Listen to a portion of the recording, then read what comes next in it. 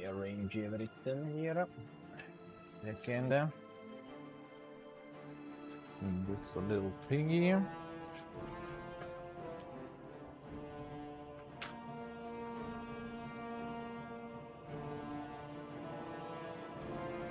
Is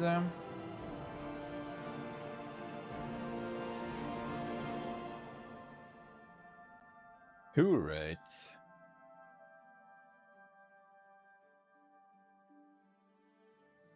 Let's go. All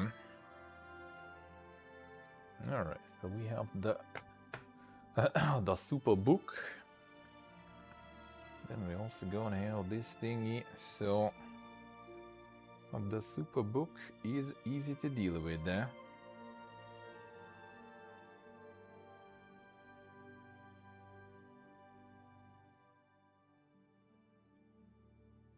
Open. I guess I need to remove the grill probably. Otherwise it's a little constrained in terms of space here. One moment. How to deal with this better. Move it here somewhere. Whoop.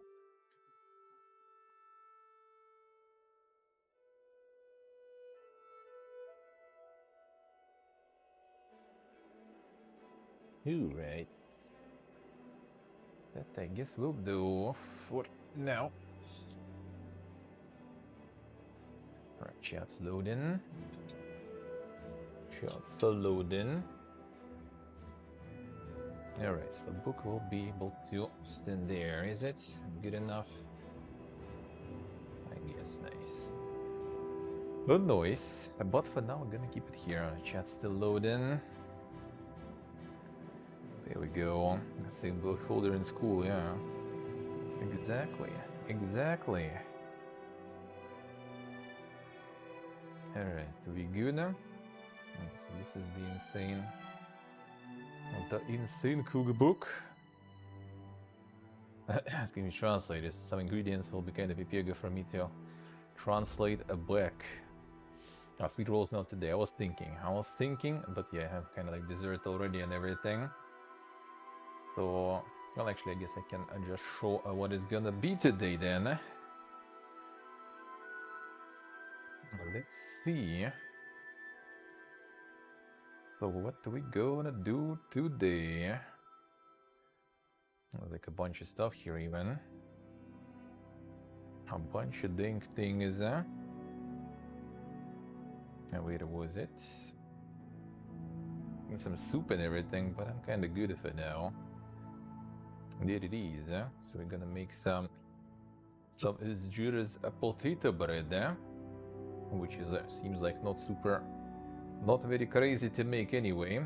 Even though this assumes you already have the mashed potatoes, but I don't. So we're gonna make that first, and then we gonna make. So it's not just bread, right?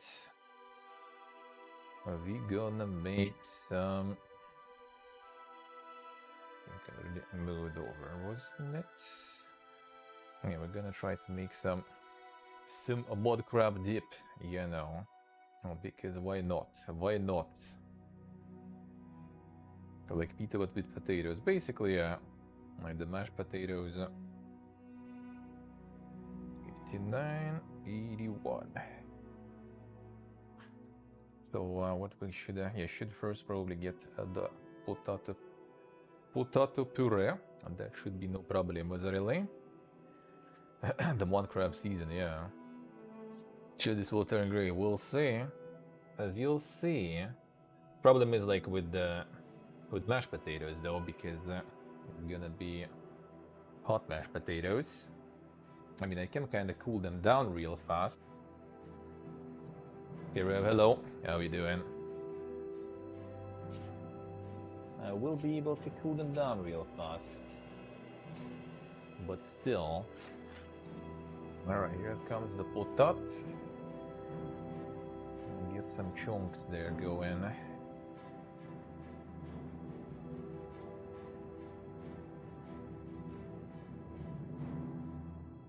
Good, Rev. Alright, let's wash them and peel them. There's some bag that'll be fitting. This one. Yeah, this one will do. Yeah, the main reason to like also cool down the mash is that you need to add egg there too in the dough. And if it's gonna be hot, then egg's gonna become omelet basically. Very fast.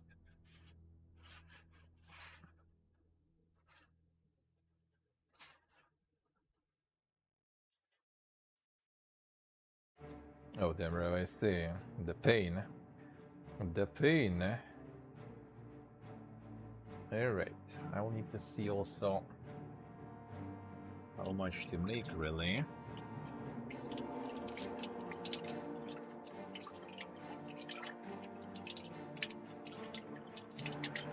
This is kind of like easy here because you basically just need to achieve some sort of like consistency for the dough, sorta. And like, I guess worst case, you will just get like more bready stuff. Or, you know, more mashed potatoes, I guess.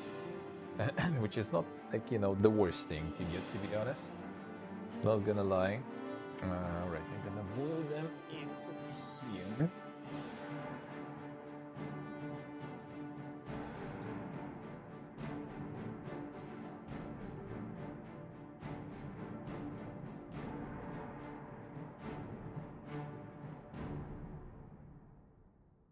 Here I see. That sounds like a lot of pain, man. You'll figure it out. That's one way to meet your Friday, that's for sure. This for sure.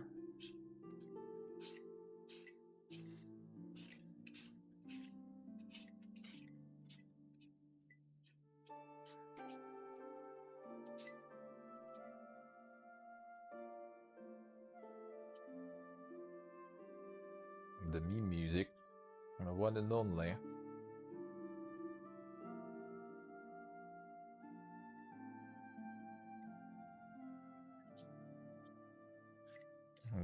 You need to get those jumbo potatoes here first, though, from the ogre nearby.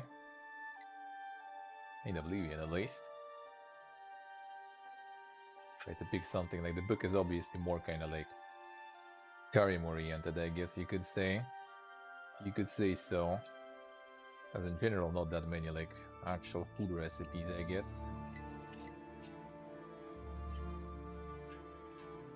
See, put the potato to boil, and then I'll be able to prepare everything for the dip, and then we hopefully get all of this in the stove somewhat close to each other. Alright, good, just need to remove this trash here too.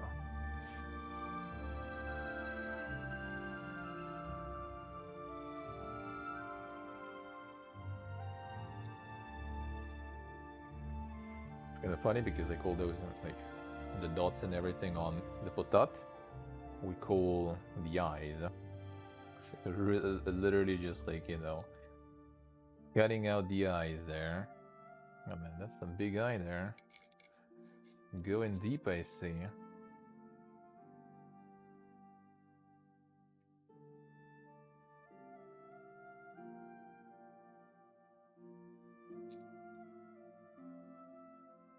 Yeah, probably better to cut it. It'll be easier to cut it that way then. Gonna boil it already in chunks, so it's faster.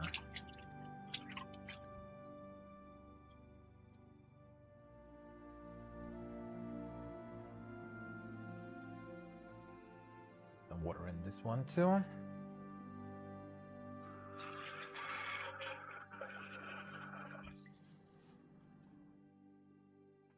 Haven't made any mashed potatoes for a while. And then put it in. Got some free protein. The sauce is done, meat is done. Just make some side dish and you good. And you good.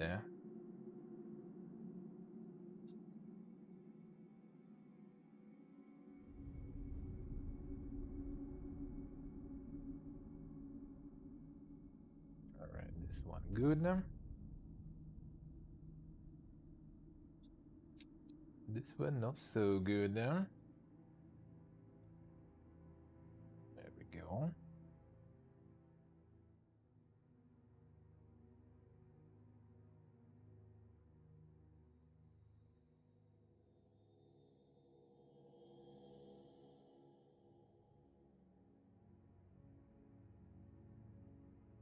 The best, not the best put out that way here. There we go. Mash the potatoes before boiling them, yeah. Maybe not the best idea. Also try blender or something. Never do that. Never do that. Unless you want to get yourself some glue. Then that will work. Then that will work. And just break all the starch pores in it. Until it becomes into pure glue.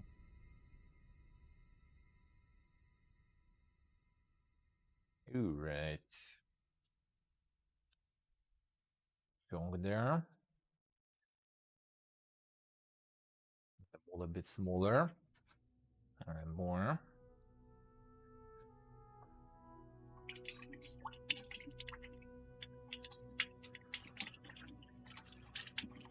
Yeah, this recipe actually seems kind of easy. We'll see how it goes. There are ways I found to make like the actual kind of like potato bread, but that'll be more bread rather than anything. And this one seems like it's gonna be like, you know, more potato than bread because you kind of add approximately like 400 grams of mash and from like 120 to 240 grams of flour, depending on consistency you want to get. So that seems like more potato than bread, and I like that because I'm usually not really super big on bread, really. And potato, I don't really mind. I'm actually not that big on potato either, to be honest. But in some forms, I like it.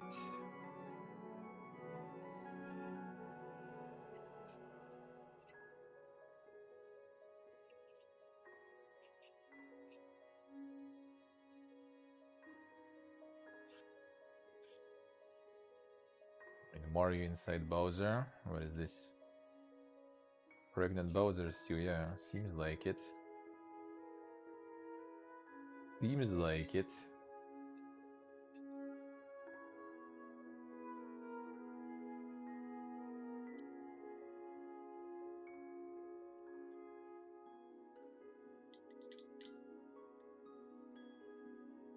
Very advanced. Very advanced.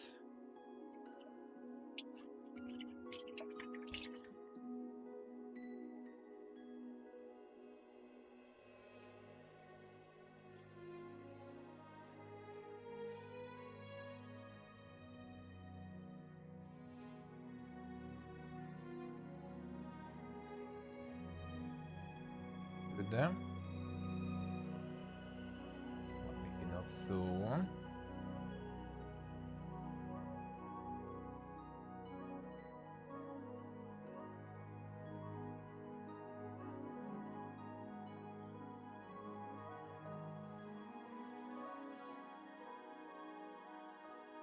Are we good then? Actually, let's do it this way.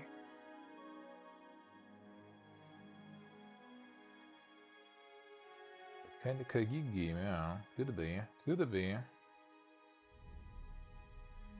Which one is that even? Which one is that even?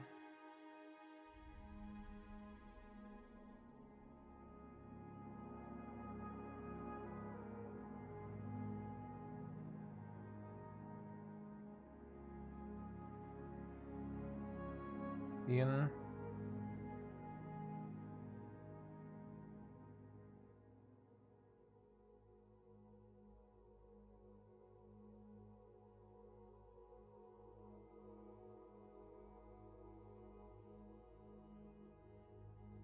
go. Can even the chop, I guess, smaller so it boils faster.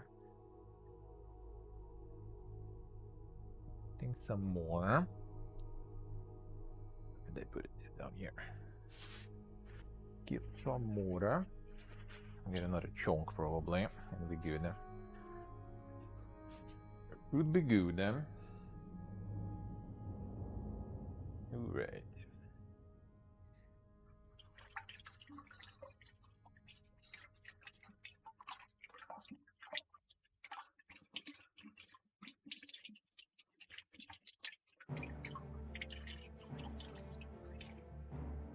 Also seems like gonna be something probably.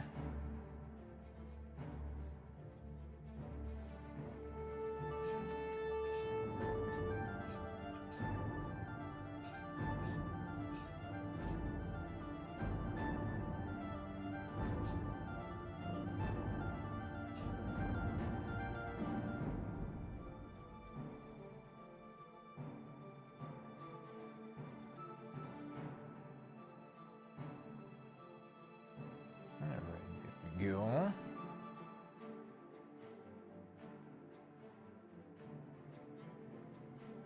Bowser's Inside Story. What is the actual game?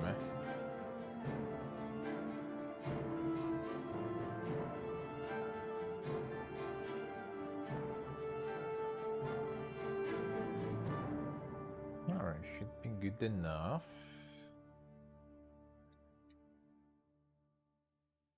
I think so. Could be.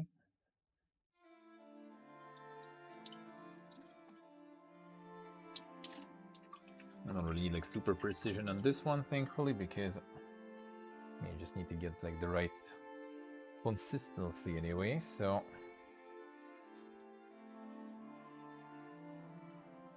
we can adjust. If it's gonna be a bit less, that's actually good. Too big of a portion, not exactly required.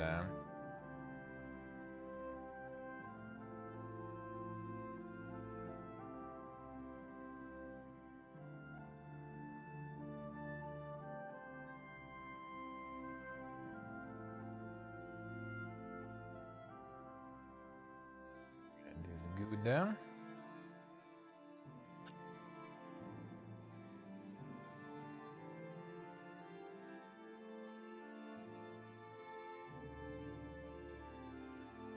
Yeah, this is good too.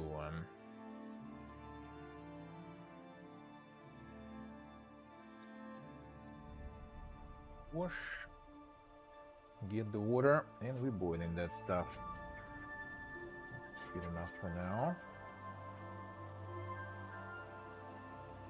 Let's get them. Time to start the boiling. Wash it a little bit.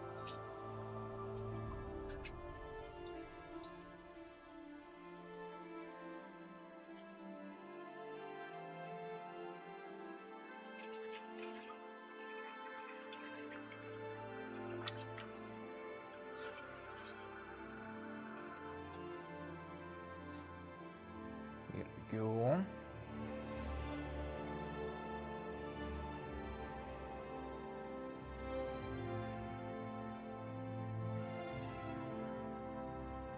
Let's get him. Alright. Good. That part is done.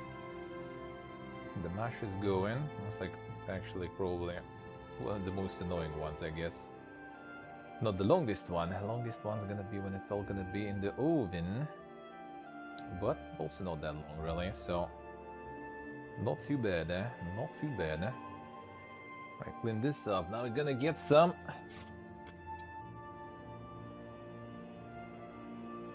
of that spices, you know, that we will need. There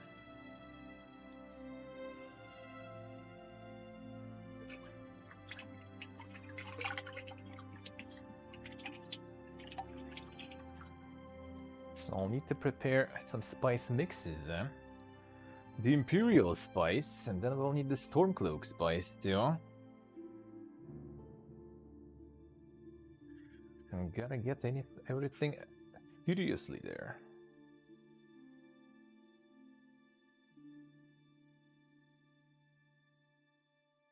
There we go.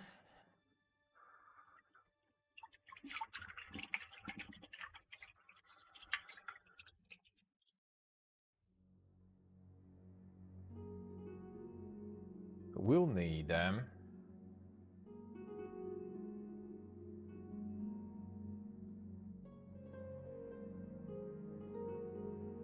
Couple of these,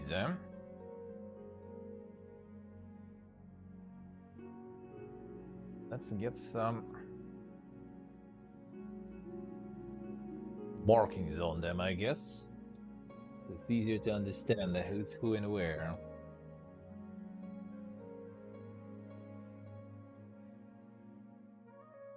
Oh, these even work still. Let me try.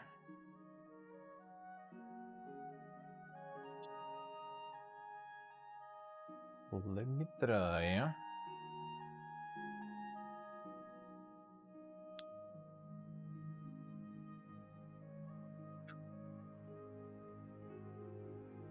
They do be working good, huh? Just gonna put the marks on them. Easier to recognize who is who later. Because all the spice mixes and stuff also require a bunch of ingredients. Not that much of a bunch, but like the mix of different spices. It's gonna be not just for one use. There's a lot of recipes in that book, so you know. We might need some more later. Some more of that spice.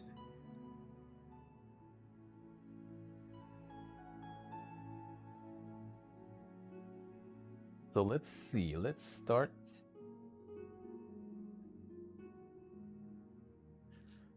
With one of them.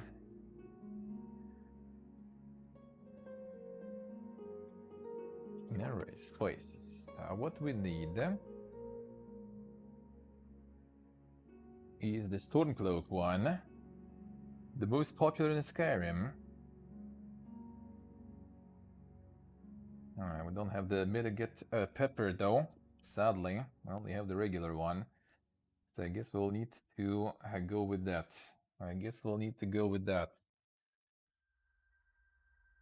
Let's see. We will need a little bit different one. A book with the bugs, yeah. So this one is gonna be. So we'll need. We will need. Okay, let me see. I'll need to get. This one was dill, right? Wasn't it? I think it's dill. I'm gonna double check just in case. Just in case. It is. Alright, so we need the dried dill there. And then dried dills. I'll do have a bit right here.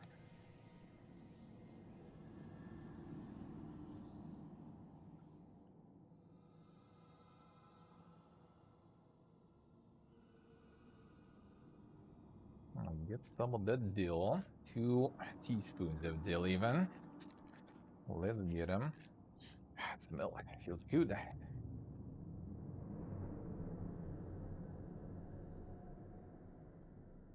There's only features here, yeah, true.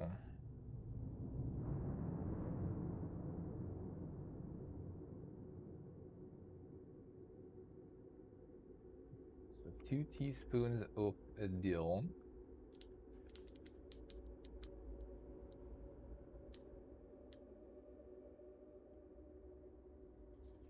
Let's actually do it this way. There's the pot top.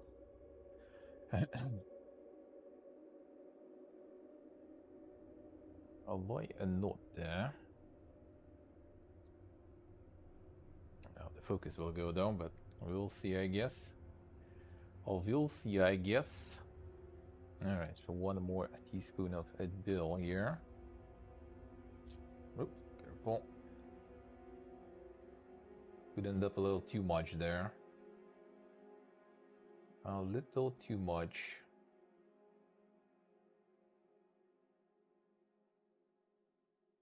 Alright, 2 teaspoons of a dill. Smells nice, man. Smells very nice. Now, yeah, we'll need the peppercorn. Do we have somewhere separately though? I wonder. Let's see. I think I should. Like I have it in my what's the name? The grinder. So I guess I'll need to open the grinder to get it out there.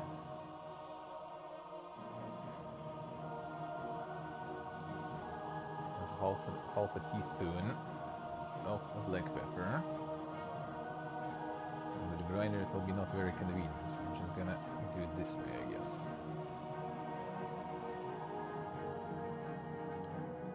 Half a teaspoon. It's all gonna get through the grinding. Okay, good enough. Okay, good enough.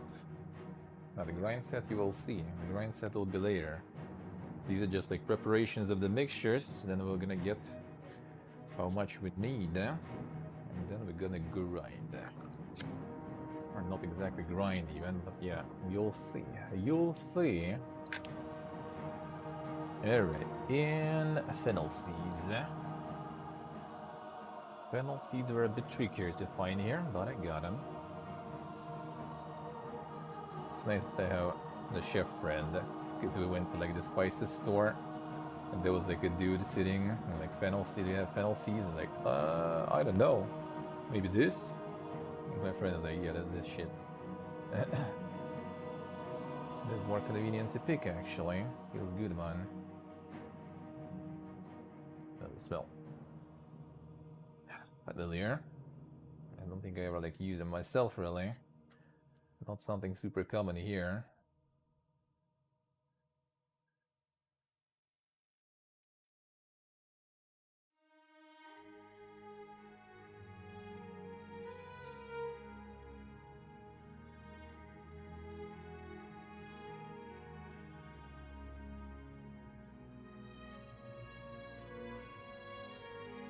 Oh, so Fat Pep, hello. Why not? So why not? They nice, they nice. I mean, recipes are kinda, you know, there too. They're not bad. Alright, so this is the Stormcloak one. One done. So we're gonna have that later measured and added in the right amounts there.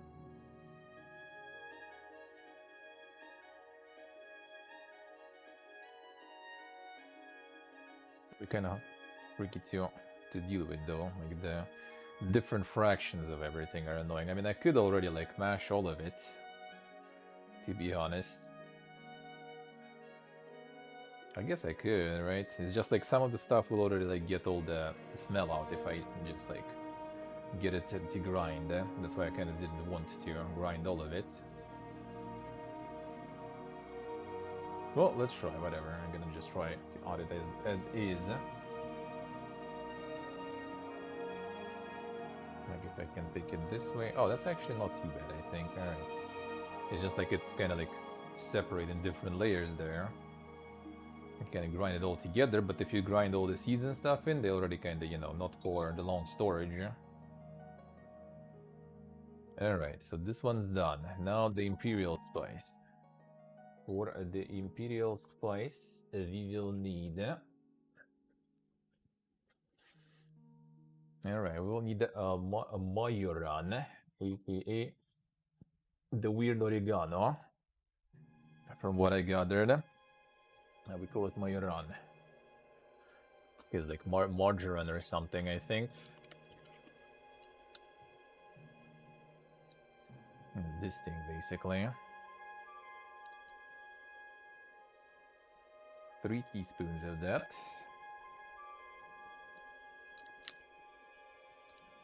For the next one, I will need to check. I forgot the name in English. I haven't heard that one in Russian either. And actually, like the Russian name, no one even knows pretty much, because the only find we found it was again in the same store with the dude sitting there, but that's like, you know, like the Eastern dude. So when I named that spice in Russian, he didn't get it. When I named the alternative name, he even like corrected me that I have like what's the name, like the accent on the wrong letter there. The pronunciation was wrong.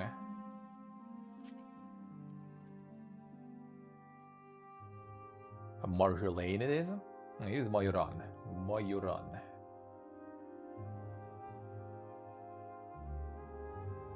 It's pretty much kind of like weird oregano. I think it's the same family of herbs and everything. Alright, so 3 teaspoons.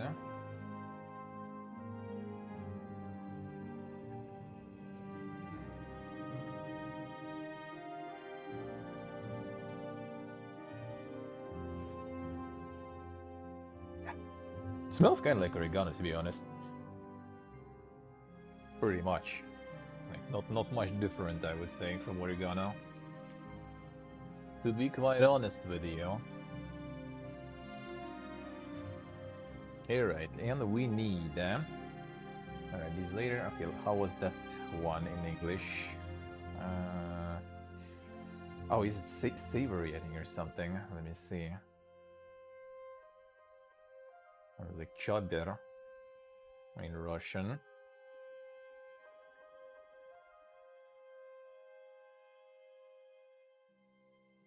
Yes, it's the plant is saturé, yeah?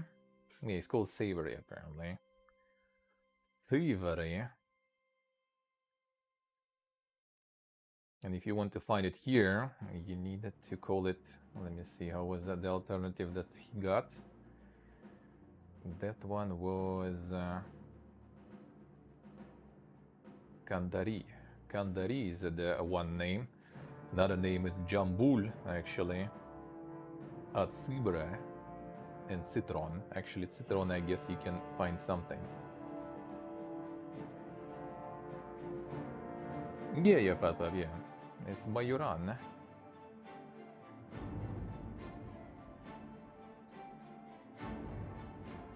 Please do, I see. Nice, nice. See, a savory. Apparently savory. This one actually also is the same species sort of as thyme. They added tea also in the east. Smells pretty nice. The aftertaste is kind of like it reminds me of pickles, like a little bit of kind of like dill a little bit, to be honest, too, in a way. So we need 3 also then, son. All right, 3 of this.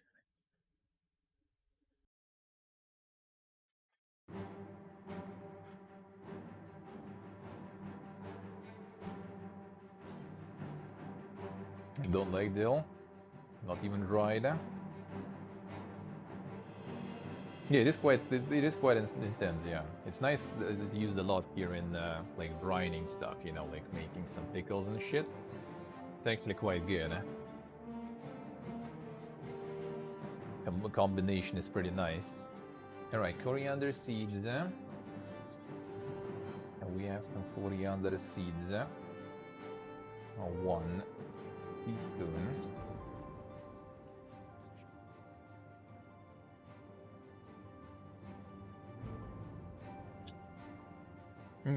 Smells so good, man. It's like Borodinsky bread that we have here.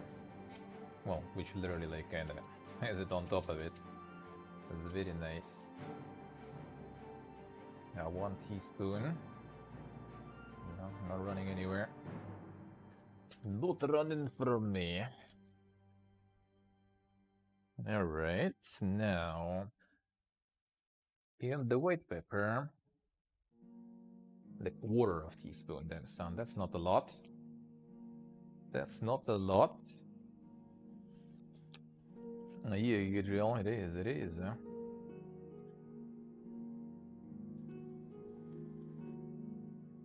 gonna be doing with this spice.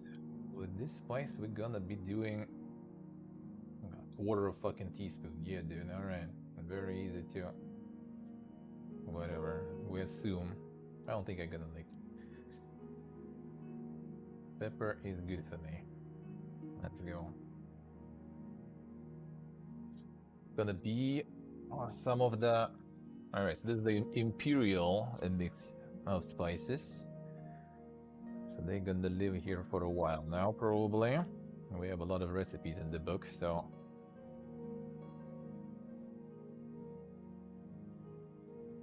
Yeah, they all will need some work to make them work. And we'll get to that soon. Soon. First,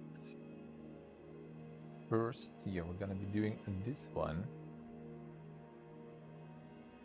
The potato bread from Azjura. That you need to find some jumbo potatoes for, which are already boiling, you know. We got it. They don't even mention that, actually. I love you guys. Oh shit, Zekmak. Welcome back to the dungeon. Thank you, sir. Thank you, man. Thank you. I appreciate it a lot. Almost 2 years. Feels good.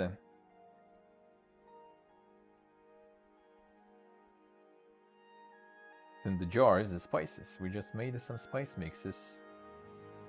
Alright, so this one is 20 minutes in the oven, 200 degrees. This one 220 degrees, 20 minutes.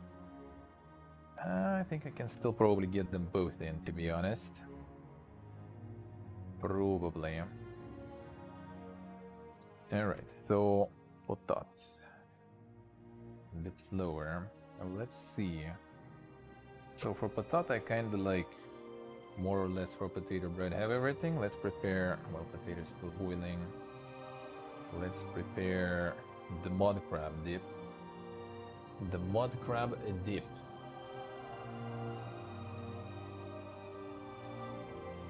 To be honest, like you, if there would be crabs in Moscow River, there would be quite the mudcrabs. But we have them already in strips, just like in game, pretty much, you know. Pretty much the same. We got like half all the requirements, sorta. This is 200 grams. I have 150 grams of cream cheese, so let's do... there is 10. Let's do like 7 of the sticks here. Yes, Dave, yeah. The crab already done with his... He fought his fights already. The crab is already gone. Not just on Twitch.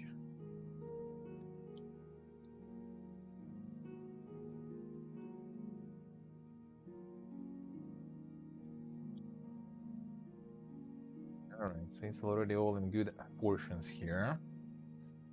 Let's get like 7 probably.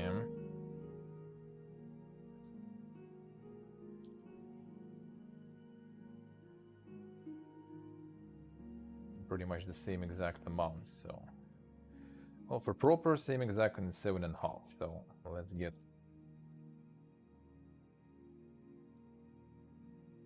8 out and a half I'm gonna eat.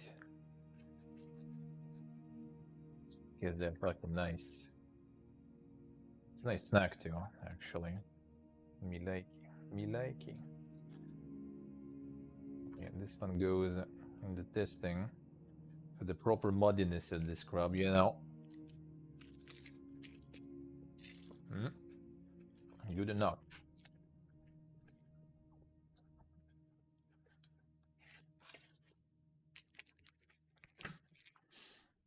Dr. Crab respect, yeah. Next, for this we will need some cream. Need some where I can mix that stuff. Let's get the small one probably here, and the big one for the bread. Let's try that way.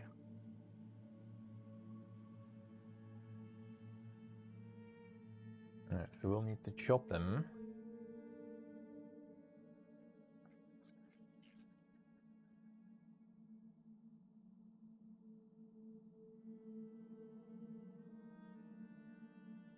Nice, Pep, nice. The boomer happiness, man. When you buy some kitchen appliances, feels good, man. Me likey.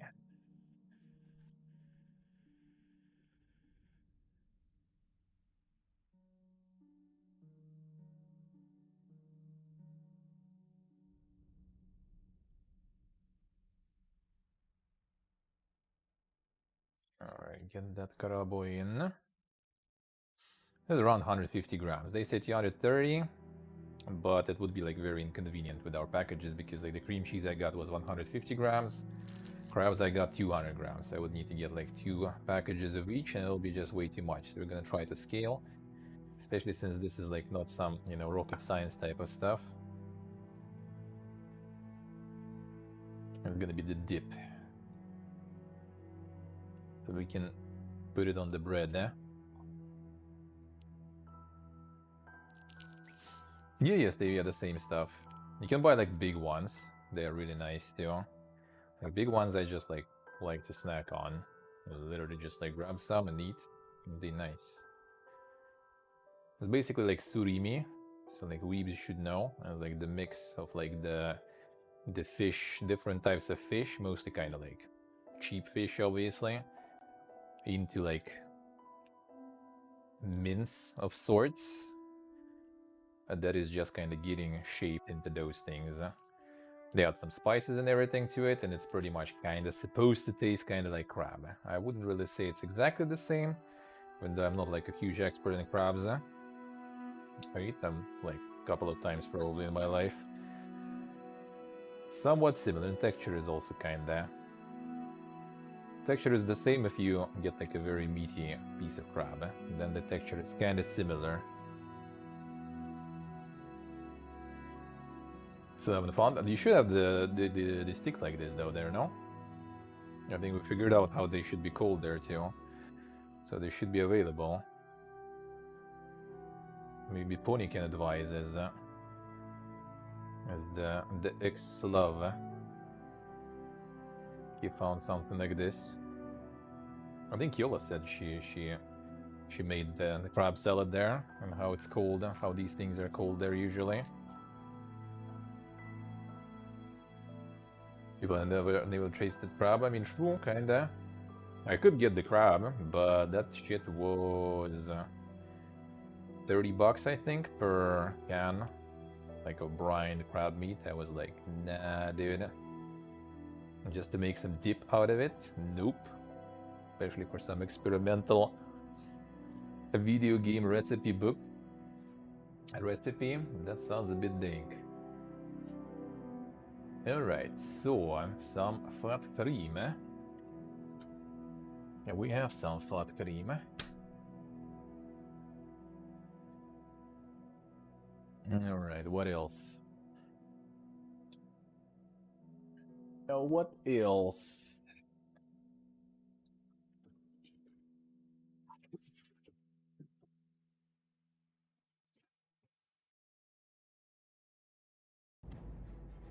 Some beer.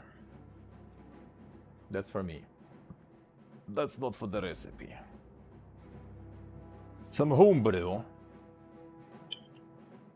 There we go.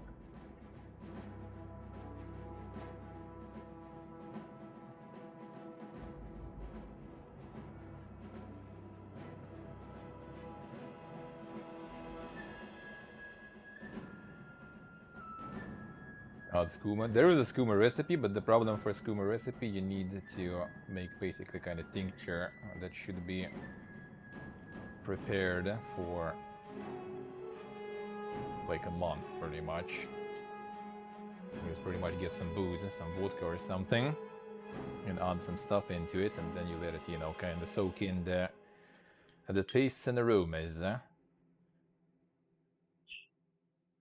Skooma consists of moonshine, vodka, but I actually, if I will be making it, I'm gonna use moonshine because I have like a few bottles of moonshine that I don't really drink anyway, so might as well make it tastier and maybe debate someone into drinking it with me or something.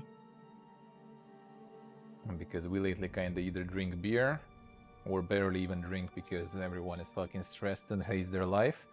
Or some people are on antidepressants now, so they just can't drink in September, so yeah. Usually not a lot of people drinking nowadays, huh?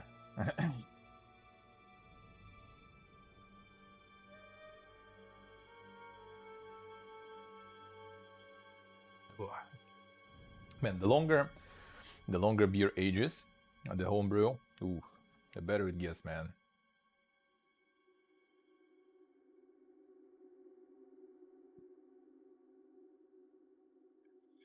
Ah, feels good. That's good, real nice. I'm gonna send some merch. Some homemade skooma.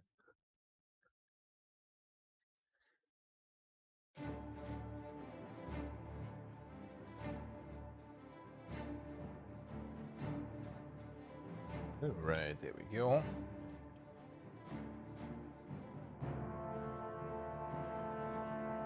I think booze they're not allowing to send though, sadly. Otherwise would be doable.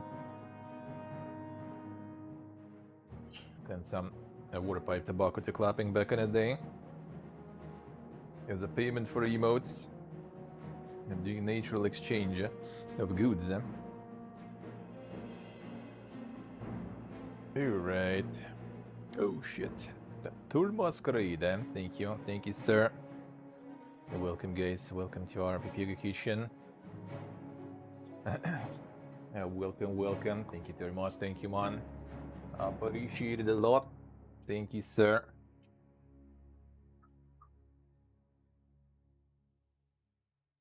Alright, now the cream cheese.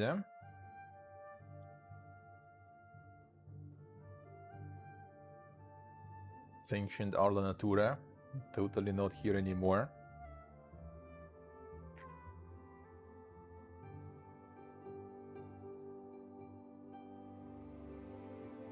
There we go.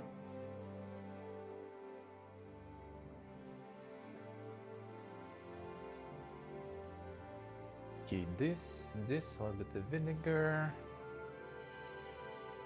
This stuff, oh yeah, I need to get some cheese also to grind, I see.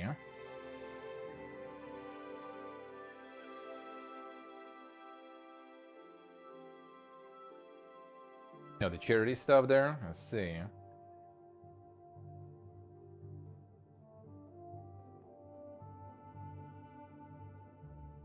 Did you manage to get that stuff in chat? I don't see it, actually. Alright, let's see. Let's get this in. Wishborg something again. Classic, classic.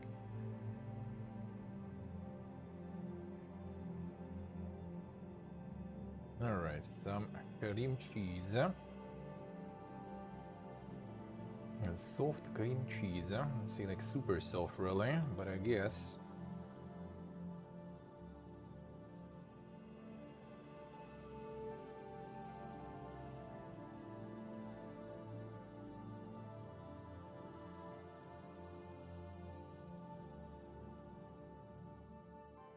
And then another one.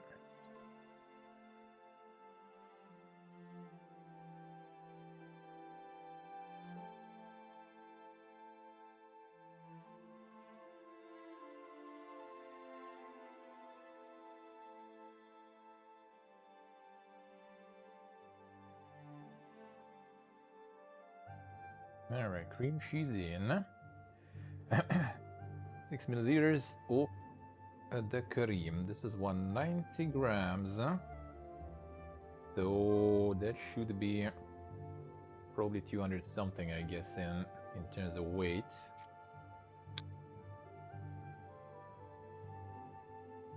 Since it's quite thick after all. That should be probably good enough, really. Hey, Portable, hello. How are we doing?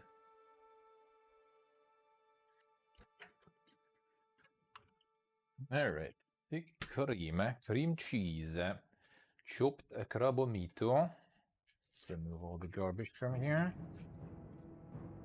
You're running hello. Let's see, I see, nice. Sounds good, Huh? Enjoy. At least you have some internet. That's already good, eh? That's already very nice. Alright, let me see how's the potato going there. Potato still can wait a bit. Actually can wait a little bit more. Okay, butter here I will need later. A little bit. Not yet, but soon. Alright, and different types of cheese we will need them. So we'll need some cheddar.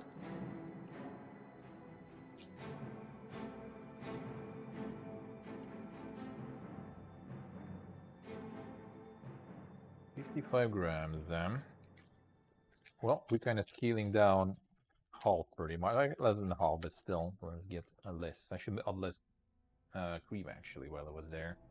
While I was at it.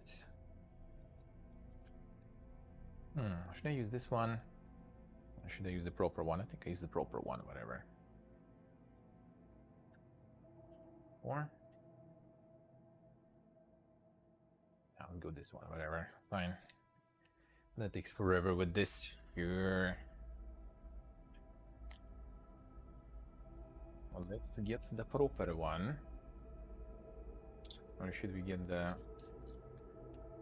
Yeah, let's get this, whatever. Fine.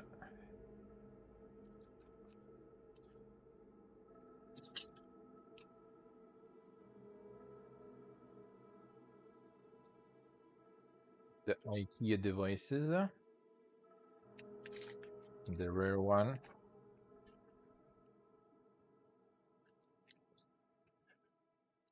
Move both ways on this one. The insane IKEA inventions.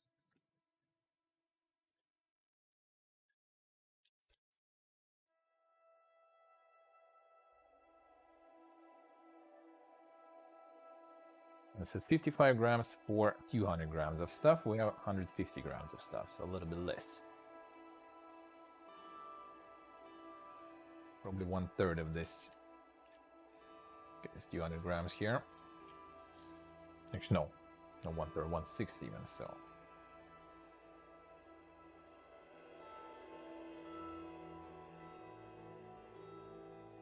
Cathedral, the kind of monster, then, son. Yeah, I haven't like been in many stores nowadays. I just go to the local Hobo discounter. They have Adrenaline Rush out of energy drinks. I actually finished one that I bought like a few months back because I don't really drink them a lot.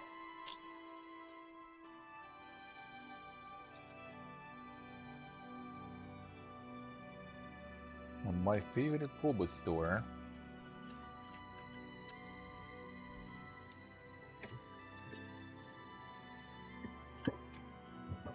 Alright, so we have some choice. That shit is actually quite surprised that I even found it here.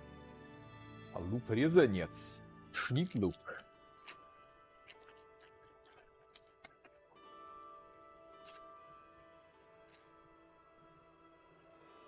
And 2 teaspoons of it. That's an interesting way to kinda calculate it, dude. There's a teaspoons. That's probably more than 2 teaspoons. But I'm gonna go with it anyway.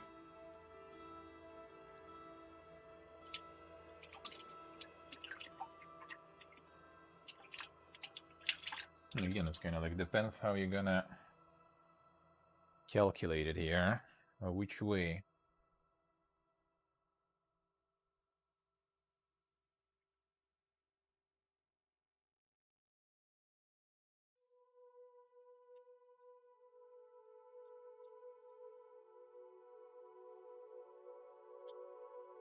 So it's satisfying to cut though. Holy shit.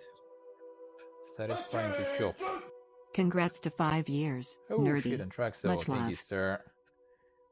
Thank you, man. Appreciate it a lot. Appreciate it a lot. Thank you, man. Thank you, sir. How we doing? Well, that's clearly more than 2 tablespoons probably, but I think it's gonna be good. Letters on the jars, the Imperial and the Stormcloak. So don't mix the spices for this. Ignorantus.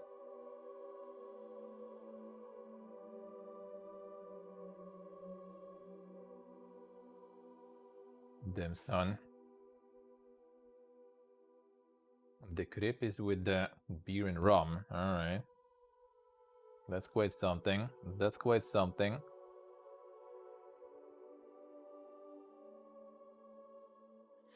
Yeah, just mark them so I don't, you know, forget who's where, because there's more than just for today. They're gonna be using some more later. All right. I love you guys. Oh, should we? Welcome back to the dungeon. Thank you, sir. Thank you, man. Time flies indeed, man. You were there at the very beginning, too. Thank you, sir. Alright, we will need the grinder a bit more. And that's probably more than I needed, really. But it's cheese. Can't go wrong with cheese.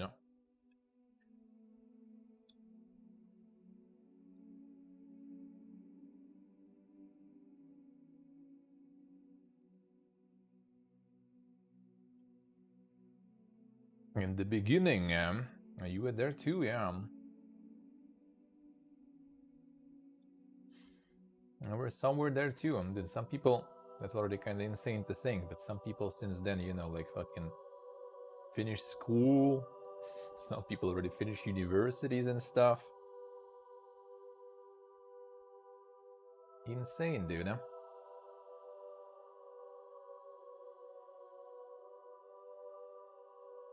Thank you, Edward. Thank you. Well, I mean, until we are done here.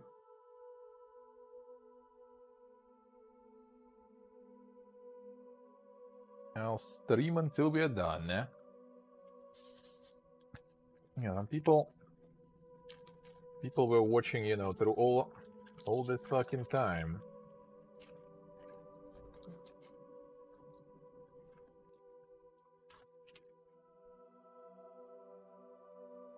It's insane. It's insane. Eh? Yeah, there must, yeah. There's always something. Always something. Alright, and let's work with the spice then too. Let me see, how's that? The potat. Okay, potat, I think... Oh yeah, potat is gone. Nice. Potat is ready.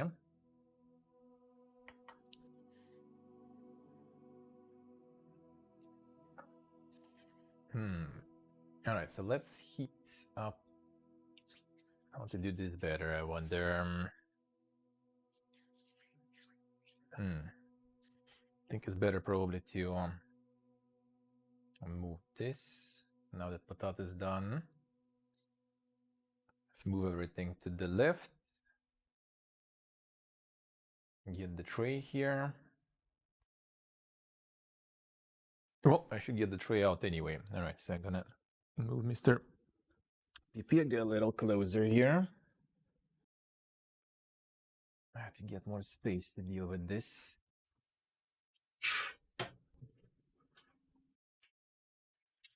Alright, get the tray out.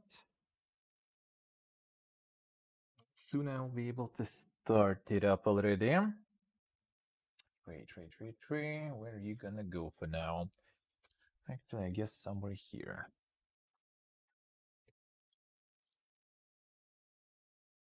There's a decent amount of space, but so hard to find space for everything. I don't know how people live in smaller kitchens. Like my friend's kitchen is like so small, it's insane. Mine is like gigantic compared to his. Alright. The burger. I've all seen the burger. The one and only. Alright, so let's see. Here left only spices. A bit of vinegar. That's actually just like a little bit. Alright, fine, I guess. A little bit means a little bit. Sure. It's not that much, I guess. Alright, fine. Should be good enough. It's not overdue with that. A little is a little.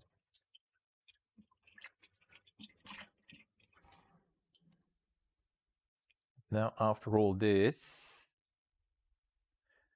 a little bit of chili, actually, or just a bit. Well, I guess the cayenne pepper should kind of work. I should have that at least. Would have a little bit of depth. I do. There's a bit, but well, we're not afraid of overdoing with that, to be honest, so whatever.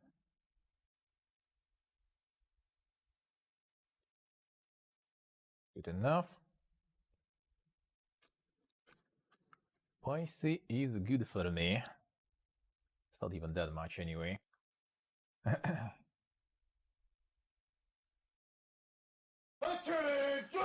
Put me in the storm cloak jar. Thank you, Suck. Thank you, man. Soak in the jar. I'll be one spicy. That's gonna be one spicy soak there. Or a one sucky spice, hard to say. Alright, so what I'm thinking is maybe cooling down the potatoes with cold water a bit before I mash, I guess. I'm not sure actually how to approach that question here. Because I want them to be not super hot, because then when we add egg and everything, we're gonna get omelet going. And that's not very good for us right now. I'm just gonna cook the egg that way. We don't want to, but I think I'm gonna try to cool it down. I'm not sure how it's gonna work with the mashing itself though, now that it's cold, but theoretically it should be whatever, I guess. And I'm gonna leave it in cold water for a while. I'll let it cool down.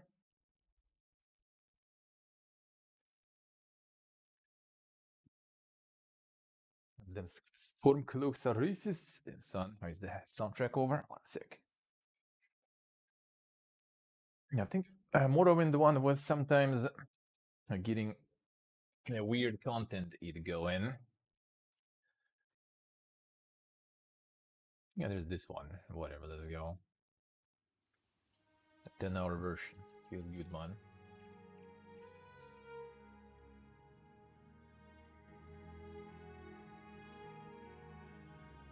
A little bit of ambiance.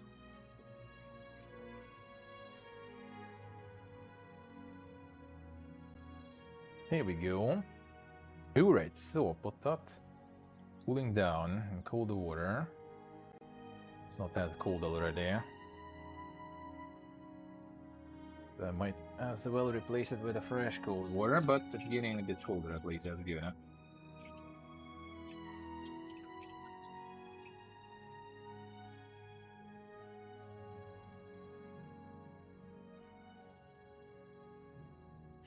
I guess I can just leave it stay like this for a while. It's already just warm. Alright, so a little bit of water there too. In the mash. And we can make the mash kind of cool too then, why not? So they wanted to add how much it was butter. Butter.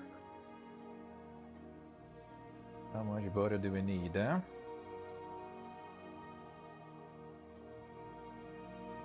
45 grams. Well, that's also not exactly the amount of potat that they required there. I was very precise everywhere. So this one.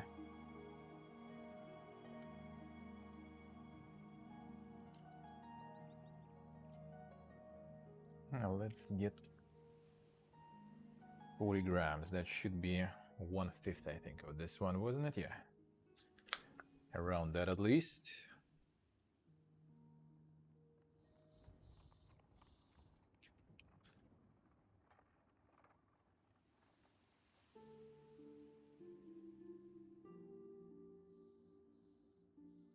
Let's see, so 20 grams, 20 grams, so this way. It doesn't look like 40, but I guess. Get out here.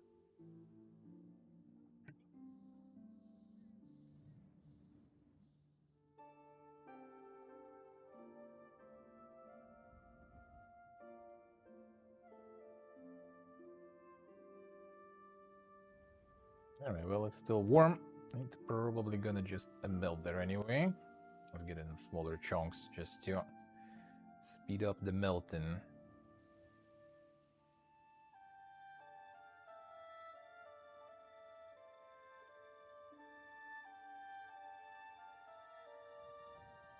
Oh, I guess it also kind of partially goes into the mash itself, so might as well. Usually kind of nice to add some in the mash, so to make it creamy, might as well.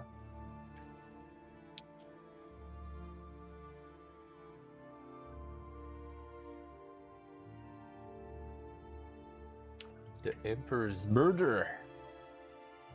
That sound moldy too. Sound very moldy.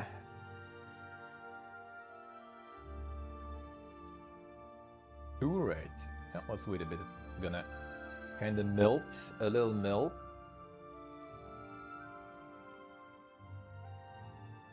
Melt a little bit.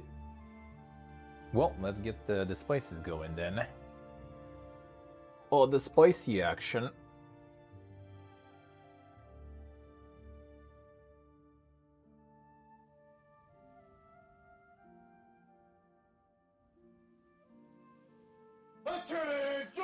A priest and a rabbit walk into a blood clinic. The priest says, "I think I'm a type A." The rabbit says, "I think I'm a type O. Happy anniversary." Damn. Thank you. Thank you, thank you, sir. Oh, that is very nice of you. Thank you, man. I saw one of your resubs to Ella. I was very, very confused there, I think. By the pun there. First. Until it hit. Alright, so let's get first the Stormcloak's spice into this one. We need a 1 teaspoon of this. This one is kind of weird to get though because of the dill at the bottom is like very layered.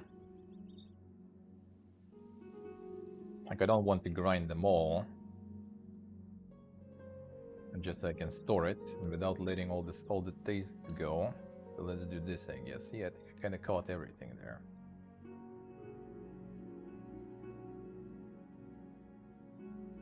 There we go. Let's see, did I get enough peppercorn there? I mean, I guess, yeah, there is some good, huh?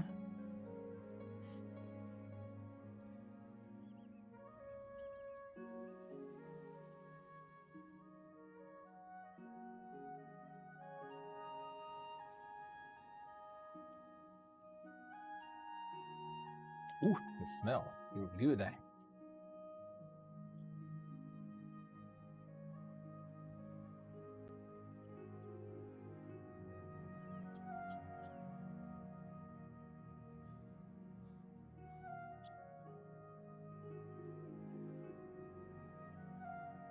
Powerful. Yeah, very powerful, I say.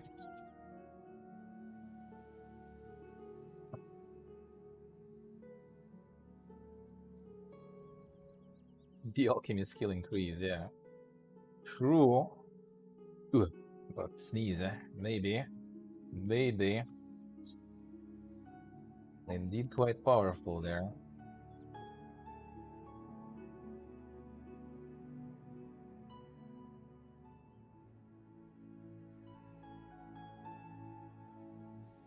There we got him. So this boy goes into the crab. I think it feels like too much, judging by the power of this. Ooh, let's see, I guess. That's gonna be powerful indeed. And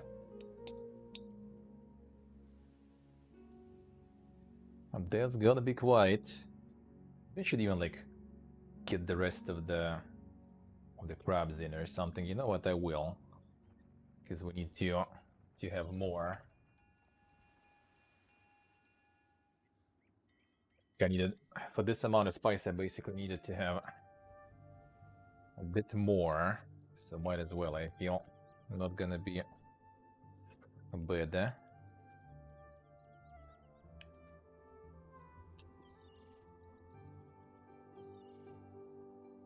Sleeping thing which you learn, yeah. Time to level up.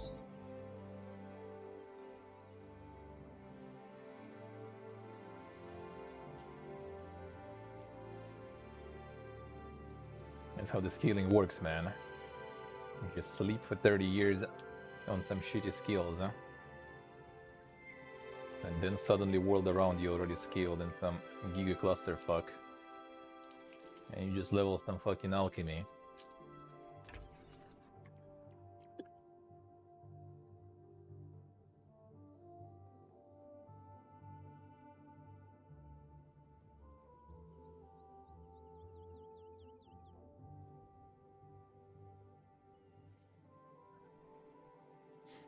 Not real crab, except the real crab donations.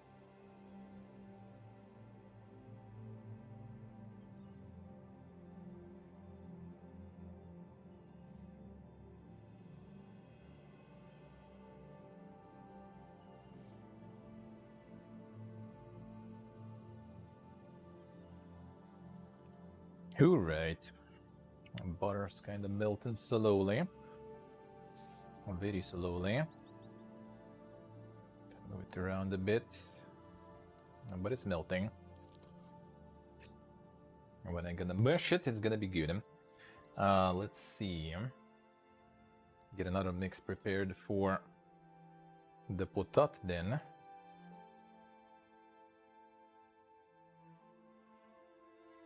Alright, for potat we need how much? See. For potat we will need... give 1 second, did I get everything for crabs? For crabs I got everything, except a little bit of Parmigiano in the end. So I might as well already turn on the page permanently. Alright, we need half of teaspoon of the imperial spice here.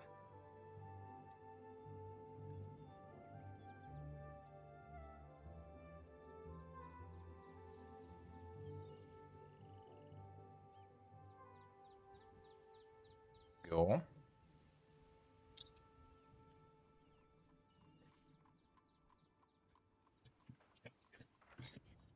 Coriander seeds and stuff. Yeah, I really need to grind them. I need to break them all. Ooh. Man, coriander smelling like, you know, type of bread here. The dark bread. Borodinsky bread. Coriander seeds. So good.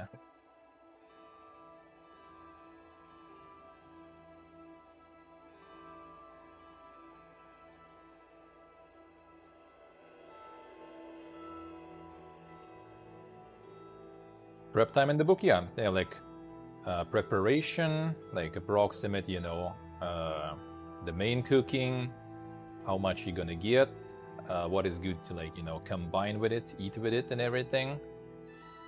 Like the full guide and everything. But it's okay. I think it's pretty okay description. Descriptive. Alright, so this is gonna go to potat later.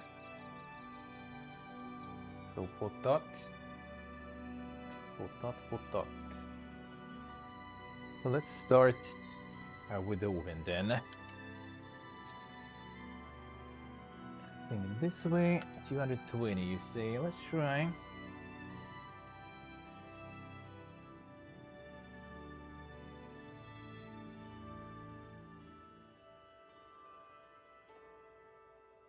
$220 it is, fine. Let's go. Alright, your cogs hello. How we do, man? Alright, so potat, still some melting butter there. We gonna start the mash then, I guess. Why not?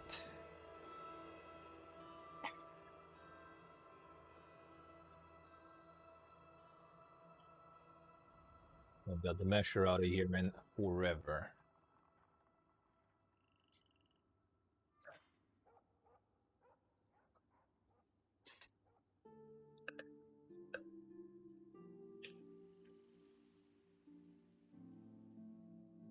The IKEA masher. We should add some cream also or something in. I think that will be kind of nice too.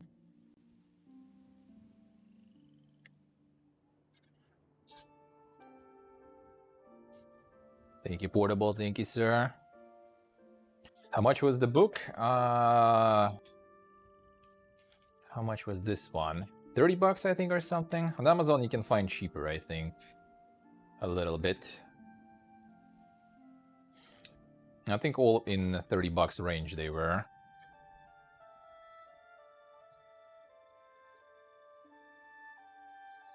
So like quite chunky. On Amazon, you can find them, I would say, pretty cheap too. All right, let's get a bit of premium. I think that'll be nice.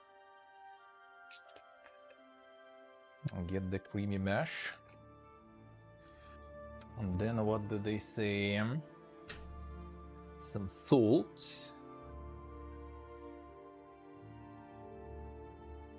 Let's get some salt.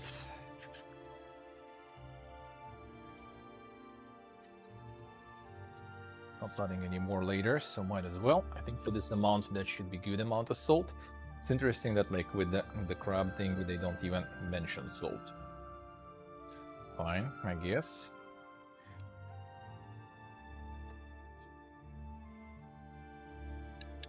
The Amazon here, you can check like in local stores then. The problem here that they all translated though, so yeah. I think I got like all I wanted really. I got Fallout, I got Elder Scrolls. They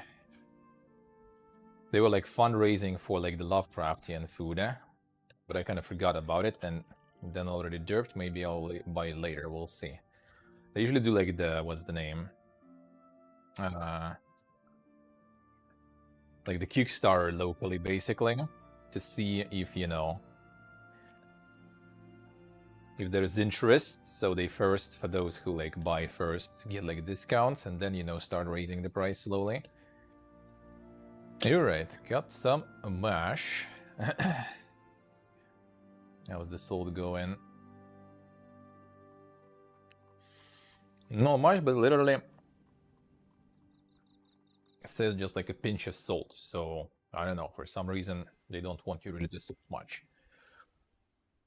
How's the temperature though? A bit warm. Happy 5th stream shit, anniversary. Thank you, sir. Holy shit. Thank you, man. That's a lot of nuts. Thank you. Holy fuck. You guys are crazy. February was kind of pipiega, short month. Didn't even get the survival. And now you guys already going ham on the first stream of March. Thank you, Jack Brown. Thank you, man. Jack Brown was lurking here before it was cool. Also for a long while. Because of the spice names? True, so true. Like, I mean, yeah, you don't need to stream, so you won't need to explain anyone how things translate it. Don't need to translate anything yourself, so yeah, just get your local one.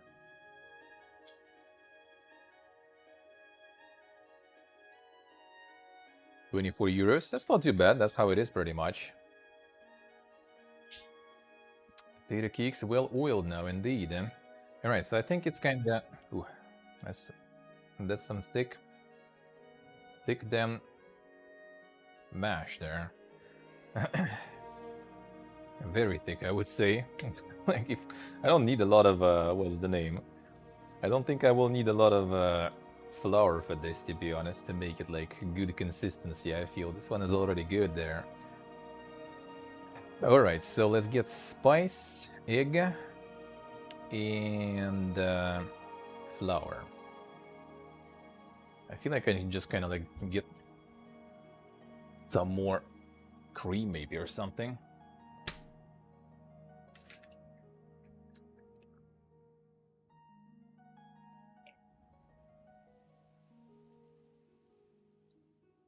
Do Dark Hogs do it?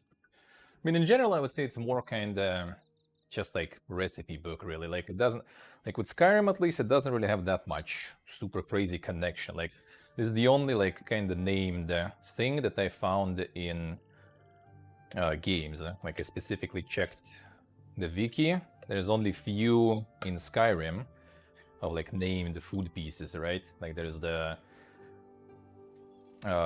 elsewhere fondue, for example, like that kind of stuff. So there's like not a lot. Thank you, Glorious. Thank you, man.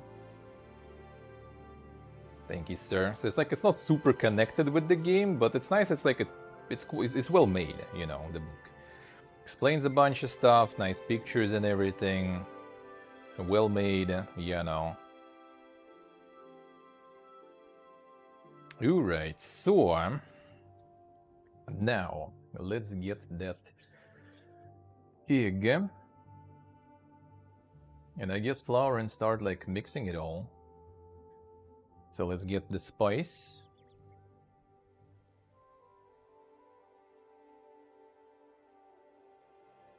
It's probably already on its own gonna be some nice damn mash, to be honest. To be quite honest. Now let's remove this for now so it doesn't take space. Alright, and the stove is ready. Let's get to the egg.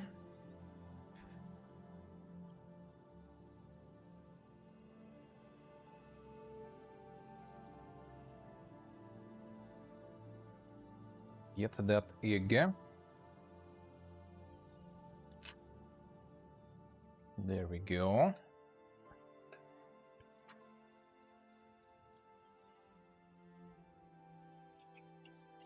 I'll wash my hand a bit.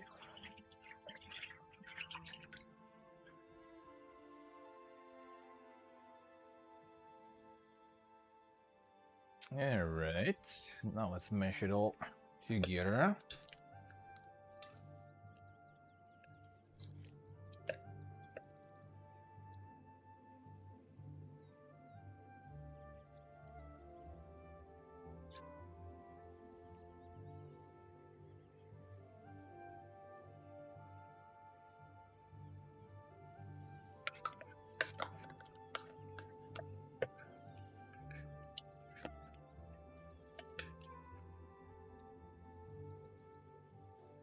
There we go. I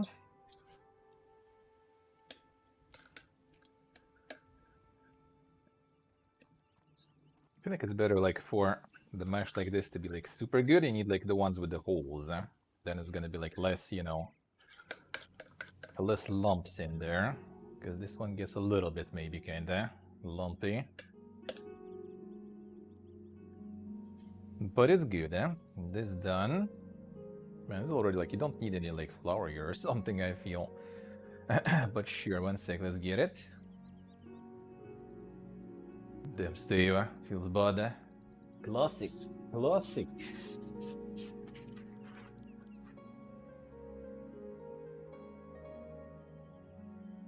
Alright, so you got some flour. They say like literally get any flour experiment. I got some whole grain flour.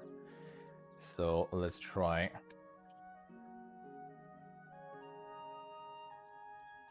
Now what we're gonna get out of this? Effects. Yeah, I mean, it's man. Well, I mean, the raw egg there is a little kind of, you know, debatable. Not everyone likes that.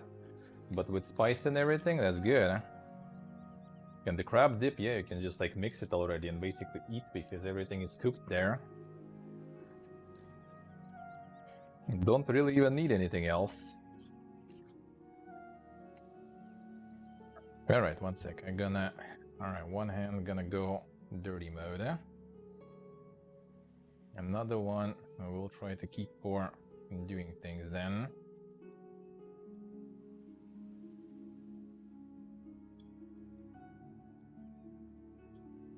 Yeah, I feel like you just need a little bit of flour and it's gonna be already good, eh? Need to mix it until it's kind of like not very sticky though, because right now it's obviously quite, I would say.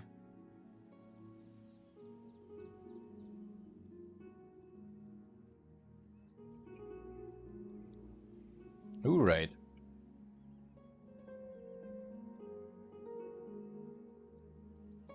Just doing it, it doesn't go. It doesn't go whatsoever. It's super sticky. It's very, very sticky there.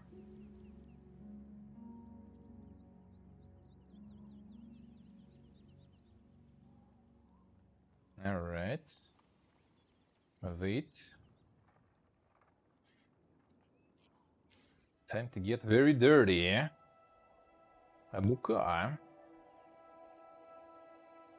A flour is a buka.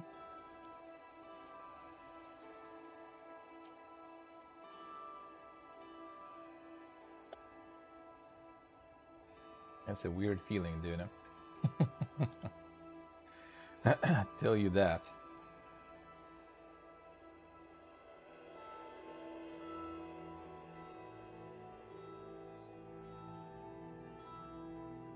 Using the hand, that's gonna be a dough, so we need to do it with the hand so we can, you know, get the proper dough.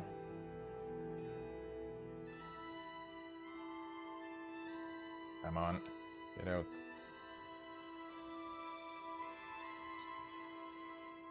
Three.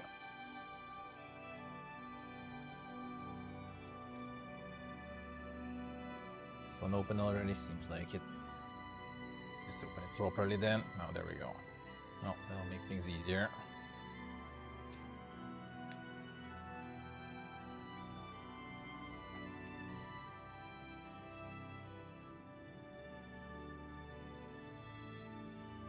Go back in the back. Back in the bag, rather.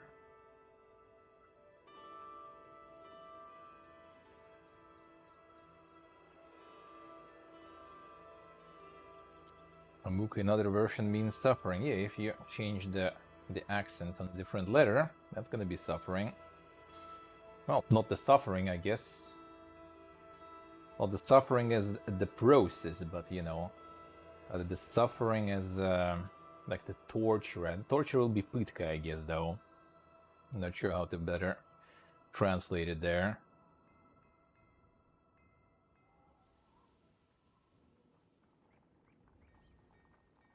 So we're adding more until we get consistency when it's kind of like, you know, holding shape and less sticky. This is clearly very sticky still. So we continue.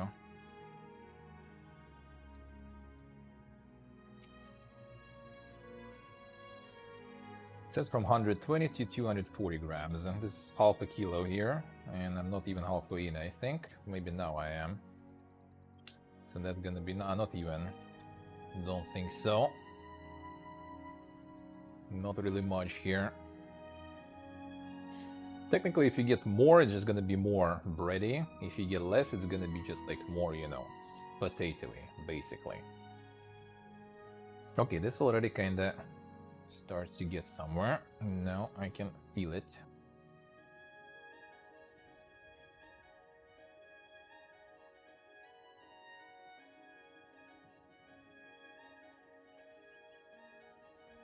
Come on.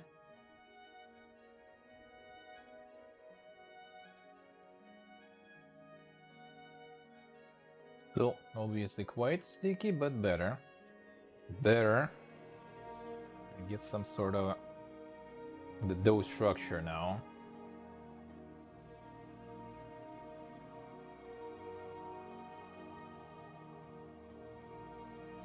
І кусочок low. Like worst case, even if you like add not too much, it's just gonna be like kind of this like thick potato like patty. So it might be still good, I feel. Why not? But I kind of want to achieve something that the book says, eh? So we add some more.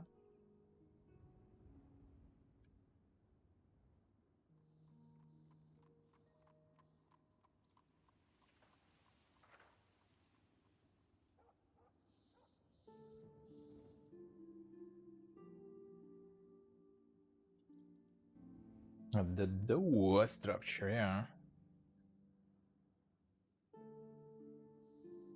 I wish underscores fits everything. Yeah, true. That is very true.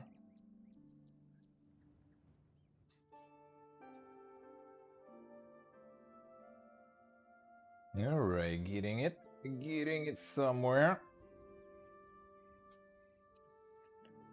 It's getting dinker already, way harder to work with, which is good, which is good,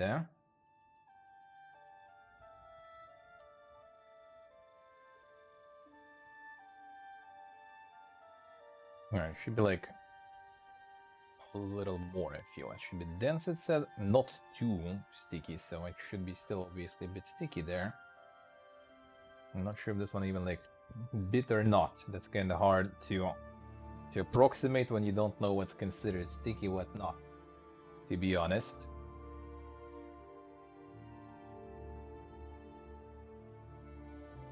Fine, let's go with some more.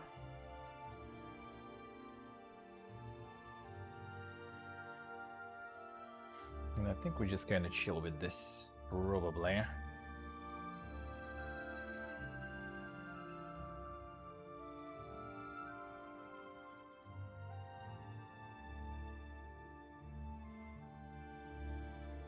It already starts to hold some structure and everything too. I don't think it becomes less sticky though, I have to say. But it sure feels more dense, that I can tell. That I can tell. Yeah, this is the gym material, dude. And the workout galore. Alright, now I think we just roll with this now.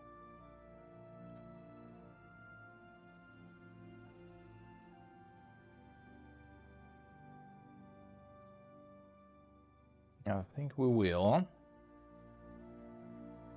Work on stand, okay, oh dude, that's gonna stand for sure. My hand's gonna stand if I put it in there. Hard to move even, so I think it's pretty nice. Could get some more, but I think we're good. This one was like 500 grams. And there's like almost half gone. I give him a bit more. Sure. Okay. Last bit. Now it's like totally almost a half, so that's already pretty much at the higher threshold that it asks for, so but it suggests to add. So might as well. I mean, I added like some cream and everything into, right? So it's kind of like that depends, I guess, on how you start with the mash. Because like my mash was very nice and creamy there after all. So maybe you need some more to get into the right structure, consistency. All right, good enough. Let's try.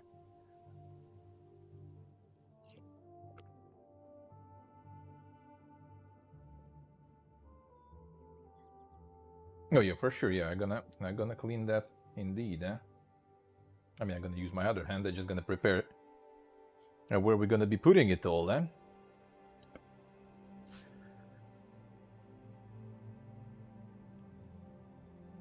right, let's see.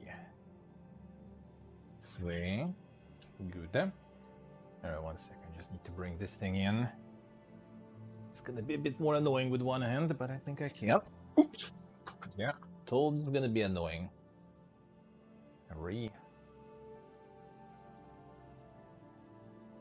Come back here. Just need this.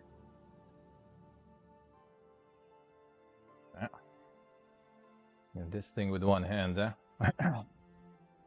Not that good, but doable. I mean, I hope it's actually in the ones I can just like cut or remove somehow. I think they aren't. Well, good. Fine.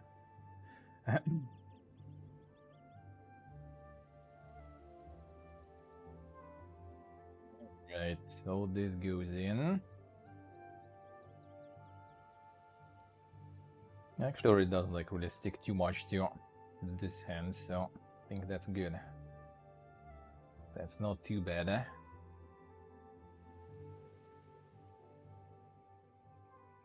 need to form and shape them. Get the spatula, yeah.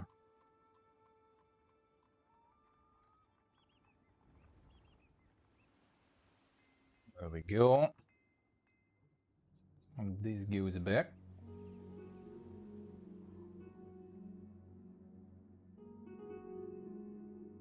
This is where you need more. This is where you need more hands, dude. That would be quite nice. That would be quite nice to have.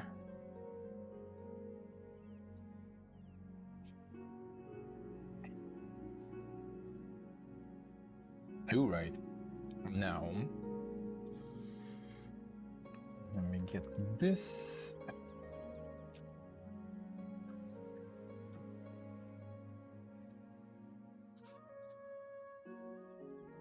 Alright. Clean this real quick. Move the main stuff at least. So I can operate with other things, huh?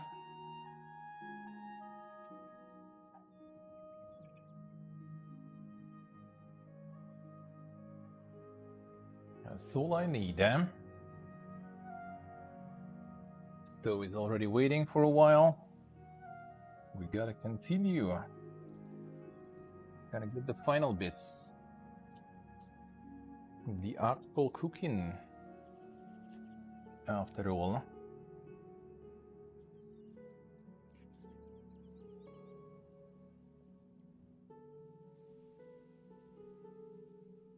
Gotta clean the hands a bit. Wash the hands a bit too.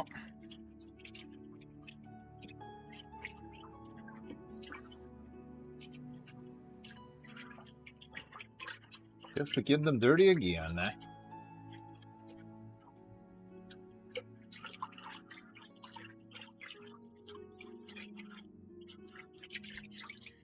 But a bit later, I guess. Alright, one sec. Let me realign the cam and stuff too.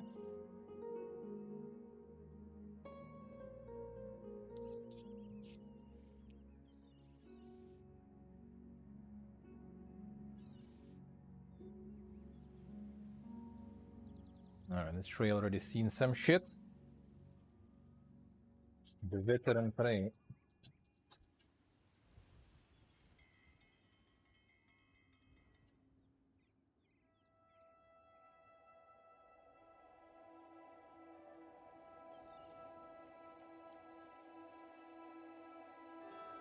You.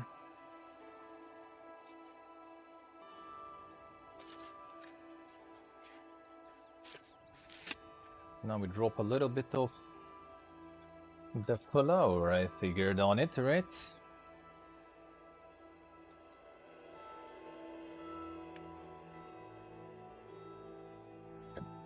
It would be better, like I saw. They suggest the corn flour, I guess, here. So that's probably nice because it's like more grainy or something, right? So it's not gonna cluster like this in places. I'm gonna provide some sort of protection from sticking better. Now I see what they meant there. Alright, here we go.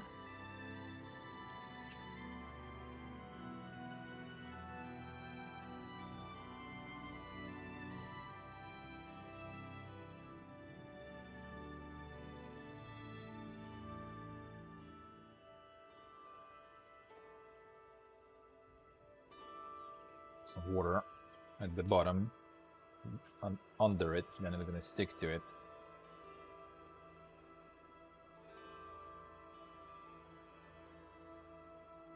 The wooden board, let's see. Well, I mean, we're gonna just basically the shape of this one's supposed to be just like how would you say the splat sort of. So it's like rounds here. So yeah, it's flat, thankfully. Otherwise that would be quite something, yeah. So let's try. Still quite sticky this shit is though. Come on. Whatever. Let's see how it goes. This should be pretty good in terms of getting it out from here. Like it shouldn't stick too much to this. This like the special covered thingy. So it should be non-stickable too much.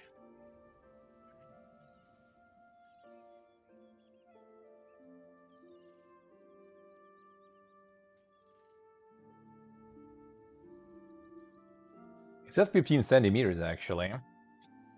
So that may be even kind of like small, to be honest. I mean, it's gonna dry out too and everything probably, so I guess that kind of will explain it. Might just add some more into those.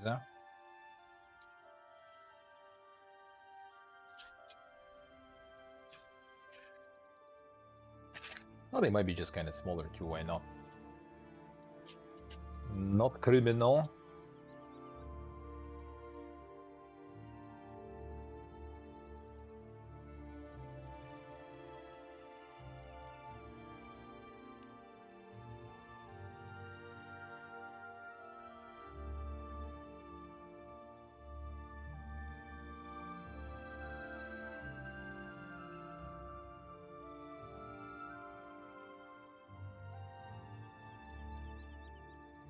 Alright, so in this one we added everything. This one is pretty much just gonna go into this stove. I'll put it down here.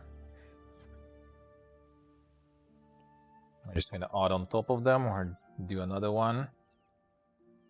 I think we can do another one. And then maybe I will add 2 other ones too, a little.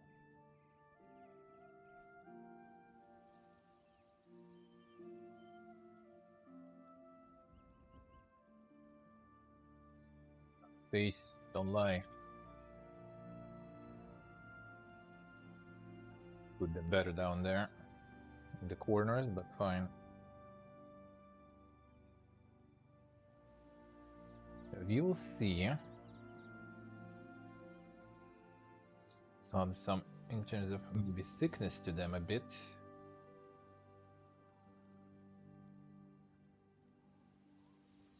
They should be actually flat, it says, so let's not. Truth or must, sure. That's why I don't really do like baking streams and stuff. I just don't even want to. I'm gonna be small boy here. I just don't want to mess with this. Just way too messy, or at least like focus on something, like not just like the dip and that and this and all together. And then it gets a bit too dank. See, stay alright.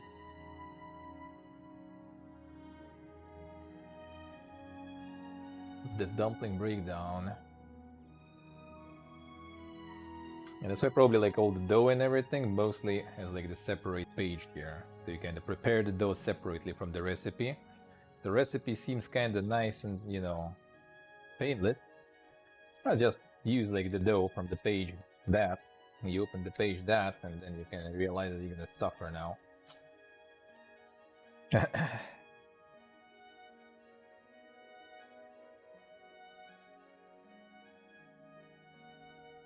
Alright, we're good. And a little bit more here. A little bit more.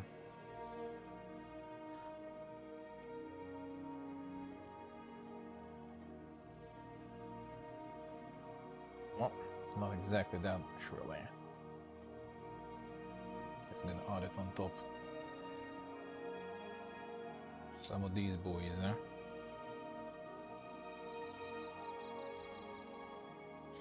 Well, there it is.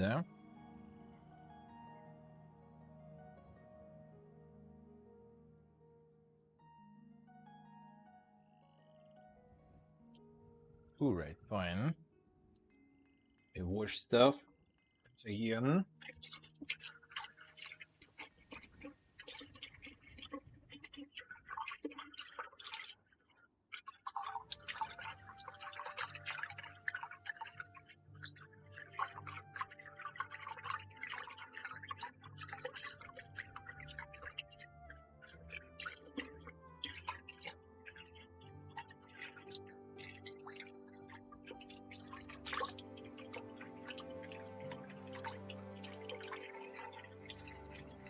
Alright, there we go.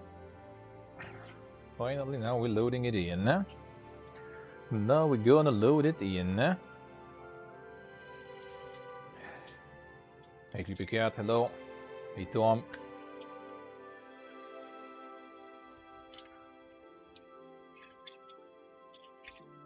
Alright, let's load this one in. This one goes behind the PP again. For 20 minutes. It wasn't 15-20. Let's see. Let's go on.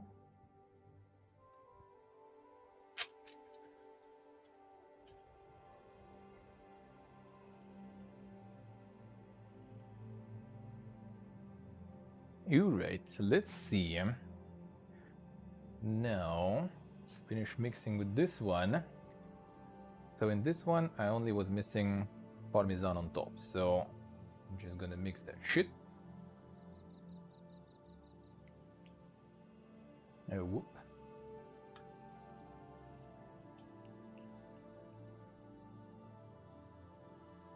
Back here. Go. I'll go into nose life. Oh, you creepy cat. Take it there. The hobo stash.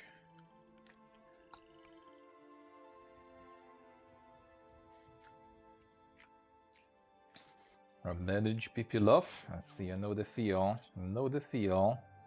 Hey gear, hello. How you doing, man? A manage PP love sounds like my life. No, actually nice. I thought this like spice gonna be like too much, but doesn't look that bad.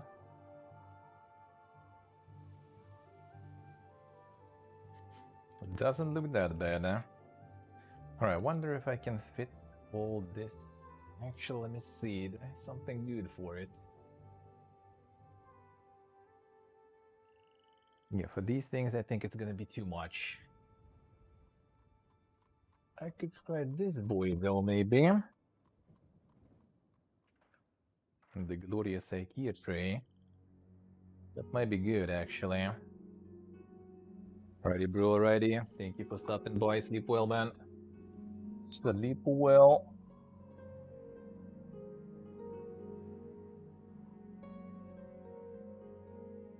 The glorious IKEA tray.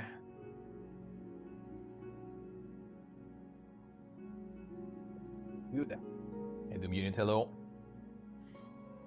Alright, spices we can remove them. They will be used next time when we get some more Elder Scrolls cooking.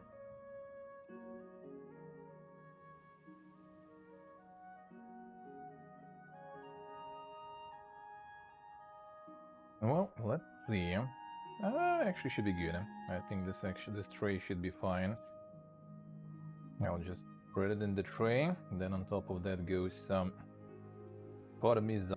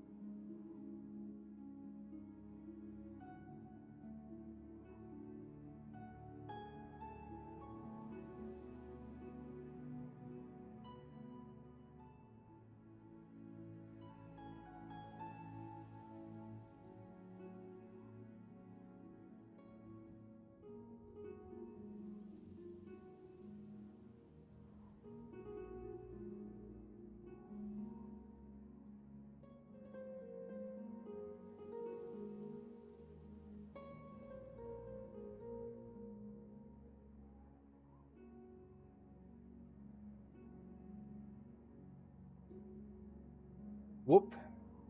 Whoop. Are we good? Alright, sorry.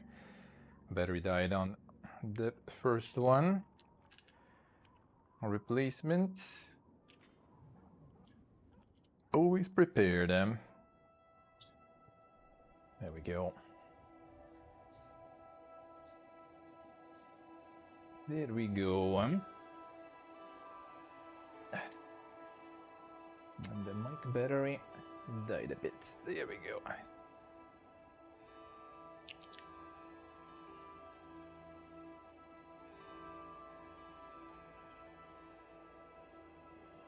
Now the Bira cloak I'd be doing, but the induction is alrighty. It's just like Oh, you can see kinda. Like it's all pretty much all shiny except for this one, the big one. So it looks like it's dirty, but it's just like already not that good. But you only see it against like the light. Normally it's kinda whatever. Not that big of a deal. Thank you, Dev. Thank you, sir. Appreciate it a lot. Hello, man. How you doing? Hope you feel better now. Hope you're feeling better there.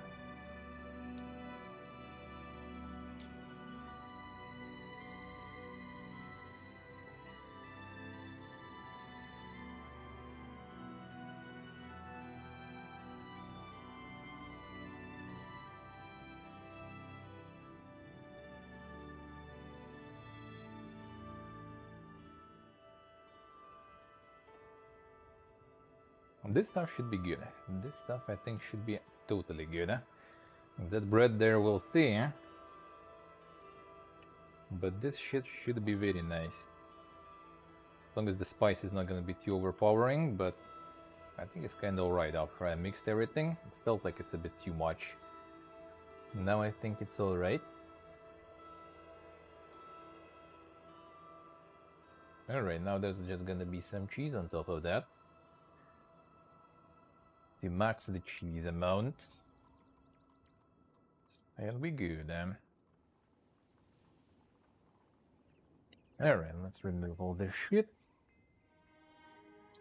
I don't need to deal with this stuff around them.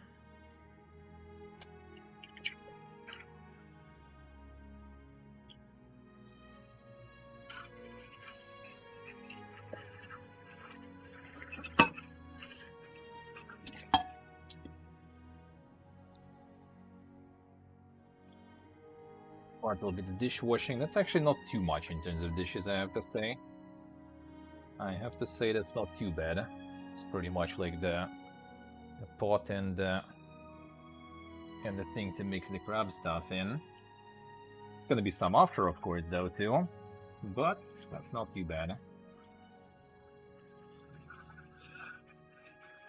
That's not too bad.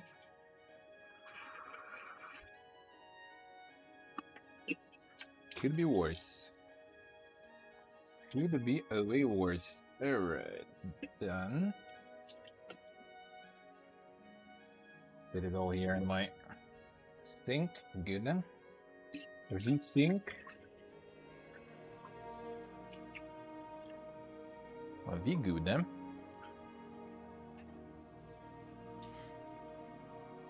Alright, so this one loaded in. Hey, clever, hello.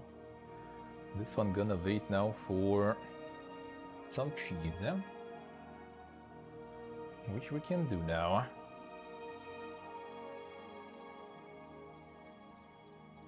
IKEA engineering.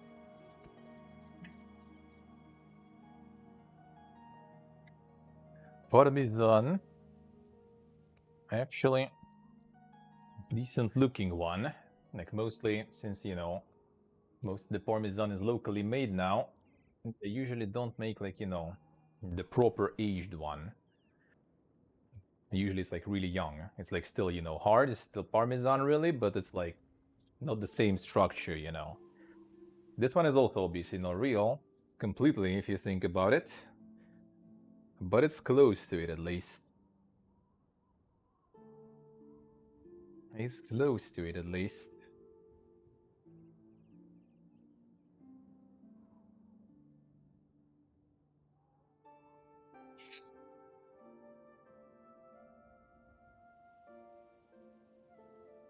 It does at least look a little more aged compared to what they usually have here.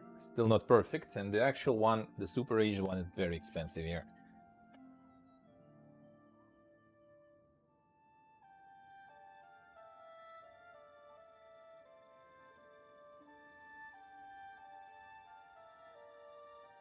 You're right.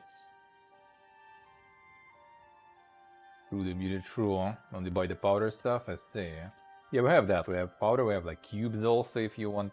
I don't know for what actually. I guess like for like the cheese, you know. The cheese plate or something. Like the snack for some stuff. For some wine and everything.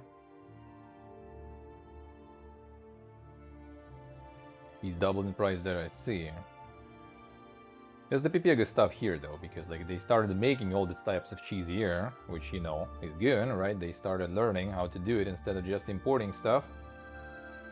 But they also, you know, lost all the proper competition from the imported goods. Because for the price I could before get like, you know, some like Mazdam or something, like some Gouda proper. For that price right now you can get some like palm oil dragon dick cheese basically.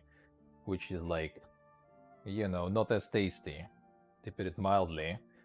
It doesn't even behave like a real cheese, to be honest, either.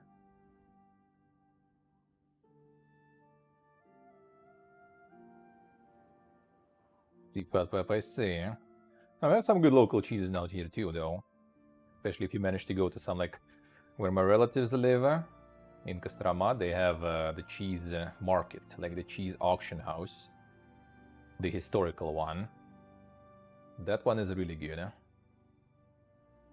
And the Dragon Dick Okam is just like a local, our local meme when we were watching some like cooking shows back in the day. There was a lot of like, you know, imported shows basically, like again, like, you know, Gordon Ramsay, you know, all this kind of stuff. Actually, like what was less Gordon Ramsay was more what was his name, dude? Jamie Oliver, I think, was more here. And there's always like, you know, oh, you need to add this thing. You can find it in your local grocery stores. And we're like, yeah, sure, man. That stuff is totally in every fucking grocery store here. And there was like one old meme about some RPGs or something. I don't remember when it was saying like that you need to find like the super rare armor made out of the skin from the dragon's butt. So everything started kind of revolving around the dragons, you know.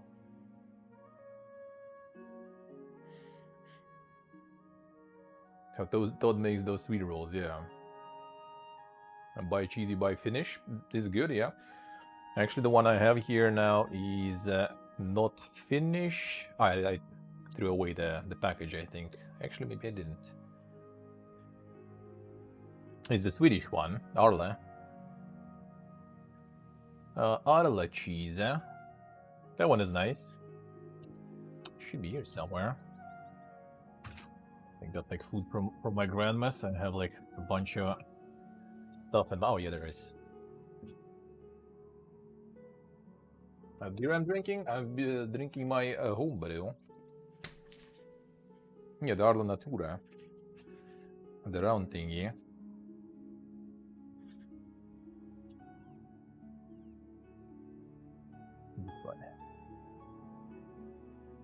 Like in these like round barrels basically. This one is nice.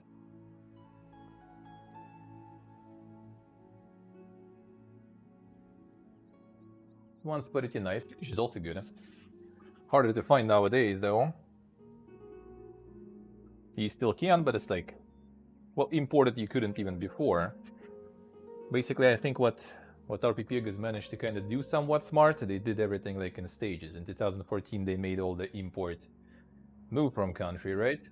So a lot of companies, to not lose profits, they just opened production here. So it's not important and just made here. So that's how they started doing it. And now, when they're leaving, they can't take the manufacturers with them. So when they leave, they sell them very cheap. And local companies just continue their production. That's pretty much it. Automani is very popular here. Like Valio, for example, was huge here. I mean, it still is. They just kind of changing name now, right? I think they're trying to find who to sell it. Usually it's just like the managers of the company or someone else just buying those companies for like dirt cheap. And then they just keep pumping the same stuff, just changing a little bit of the logo. Like, I mean, we still have it, I can show. Like, you know, probably like Dr. Oetker, like different spices, baking stuff. Yeah, that's pretty much. Now it became a Dr. Baker's, even though it's like even the same fucking logo anyway. So that's pretty much how it is, huh?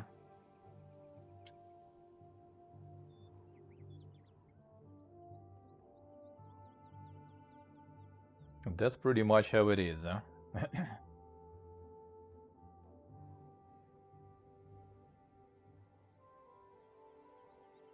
Importing cheese from Russia and you calling it Putin cheese. That doesn't sound good, man. Especially with, you know, like the dragon dick cheese and everything, and Putin. Might be not the best. Yeah, some types of cheese. Yeah, like I'm not really proficient with cheese, right? Like we basically, I grew up in 90s. You have like Russian cheese, that literally called Russian, and maybe like some like Pashekonsky or like Kostramskoy. So basically like 2 or 3 types of cheese, all from here. And that's like all you eat. And they all kind of taste the same pretty much, more or less, especially when you're young. It's cheese and cheese, Nowadays, yeah, nowadays like they brought up some old recipes, you know, there's like the farms, markets and everything. They're bringing like a whole bunch of recipes. There's really good stuff there too. But yeah, I'm not like super, you know, like, oh, this is like cheddar from there and this is cheddar from there. Like, I like use this fucking cheddar. I don't even know, brother.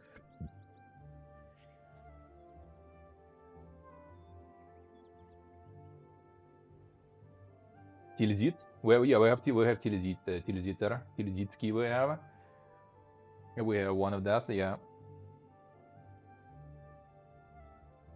Holland cheese. Well, I mean, there was some imported, but that was expensive, right? And the good stuff was like early 2000. You go to Auchan, which is the French chain of malls, supermarkets, hypermarkets, right? You go there, and there's like a whole bunch of fucking French cheese, like under their own brand with this birdie, right? And usually like their own brand is kind of like, you know, garbo, but that's like literally imported, like some camembert or something, or brie. You get some fresh baguette, some fucking brie, and that was like not even that expensive. Now you go somewhere, and then yeah, you have a lot of cheese too, but like everything that is like imported is like super expensive. And everything local that is good is also very expensive. And then there is like something that, you know, it's usually like the cheap one you only buy to like to melt, like to put it somewhere in the pasta or something. That's the only way it goes. And not the super cheap, because super cheap doesn't even melt. Like some of them burn. Like you literally just like, you know, can burn and set it on fire. Lambier was good, yeah. I haven't tried it in a while. The one I get now is from Belarus, actually. That one I get a bunch. This one. From Brest. Brest-Litovsk, actually. So like Brest-Lithuania, sorta. From Belarus. This one is very nice. This one is pretty good. It's like reasonably kind of priced. It exists in my hobo market nearby, so I'm very happy.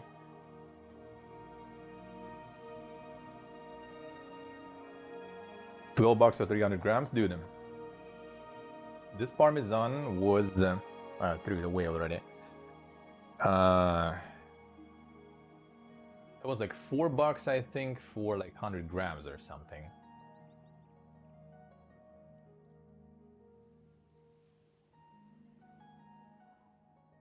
The rock imitating cheese, kinda, yeah. I would say it's other way around. It's not the rock is just like some weird like structure. Like my grandma like makes the, like it's called meat à la French here, which obviously has nothing to do with France really. They would be mad if they saw that. And you put like the cheese on top, make a crust over the meat. And she was buying this like super cheap one, and it was like literally like the crust was like weird. I was like, just don't buy this shit anymore, please. Like buy good cheese. I'll give you money if you want. Just like don't buy this, okay? All right, we're getting there. We're getting there. I mean, it should be already pretty much 20 minutes done, so we could actually try. Ooh, what I didn't do needed to pinch them with the fork, but I think nothing like, you know, crazy happening with them anyway, so whatever, should be fine. Should be fine. I feel like it would be nice to like put something on top of them, really. It would be nice. That would be nice. Yeah, like the egg wash or something. It looks like kind of like pale a bit, I guess. It doesn't say here though.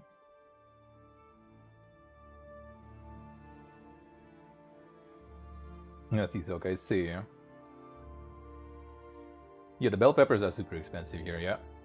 13 per kilo is even more than here, yeah. But we have like 5 per kilo, and that's a lot.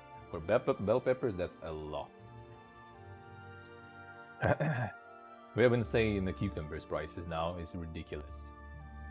Like, it's literally like one cucumber, like decently sized one, costs like a kilo of like bananas. Or pineapple. You can get pineapple or bananas cheaper than cucumbers here. Like, bro, what the fuck, man?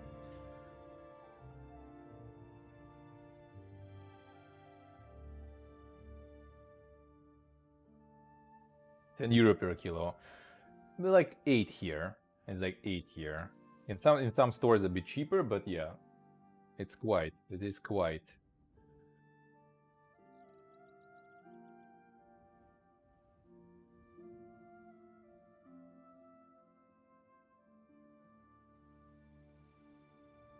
Get that parmesan in. There's already cheddar in also. Some cream cheese, so this is already very cheesy, I would say.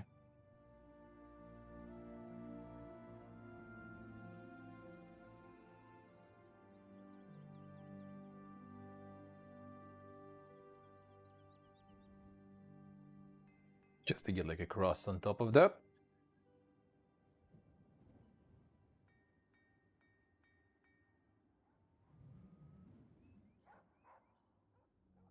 Get this.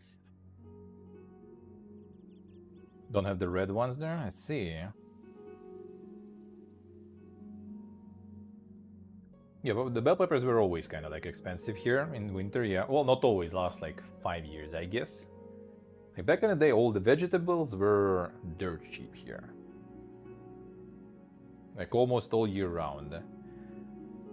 And now like summer, you just go like zucchini or something is like nothing, just like take it for free almost. For like cabbage, for example, like cabbage is like kilo like 10 cents or something. Like, here you go, brother, like eat this shit.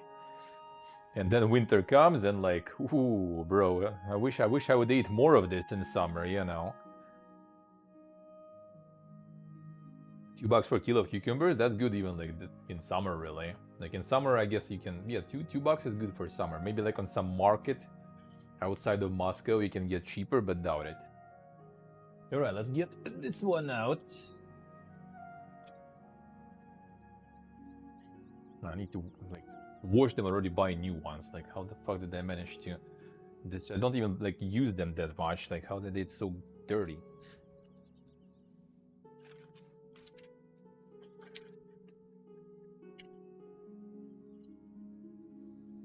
See? Ooh. Ah, man, yeah, I needed to do like a little bit of the fork stabbing. That would be better. Well, I mean, let's see. Should be good. This will go separately.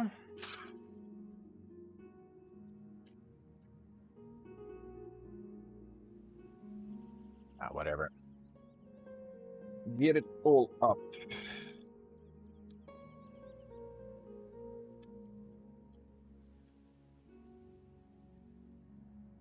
Yeah, they're a little bit like, could use a little more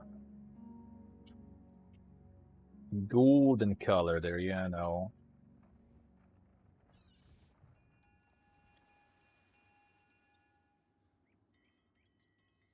But as long as it's tasty, I'll take it. So we'll see. All right, let's get this in.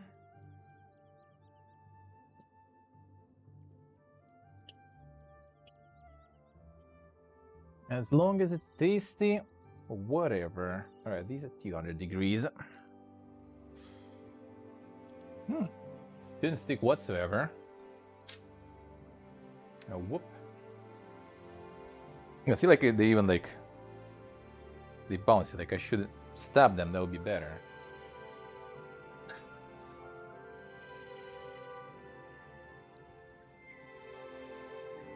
Try.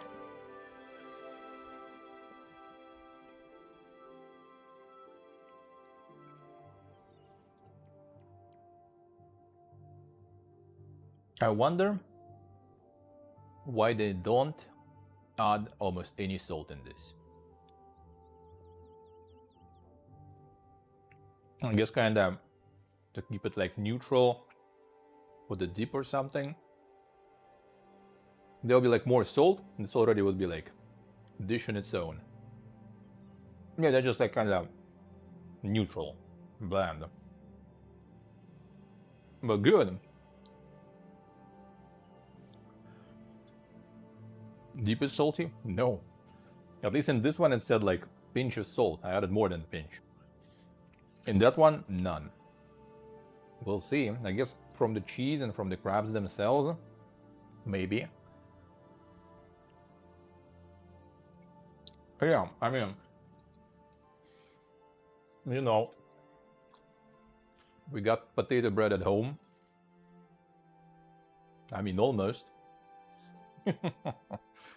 Yeah, see, like I needed to do the stabbing there with the fork. Is Juris potato bread? Have the quest in Oblivion. I actually had that. Apparently, she's also in Skyrim, in Fodegil Tavern, and the potato bread is there too. But you have the quest. You need to find jumbo potatoes in Oblivion. Yeah, taste is good. Like if there would be like salt, more salt. It would be just like on its own already. Like you can just like eat it like this. Done. But if you put something like salty on top, it should be good. It's like bread. Bread is also not salty on its own, right? Mostly. Depends, of course, but most of the time.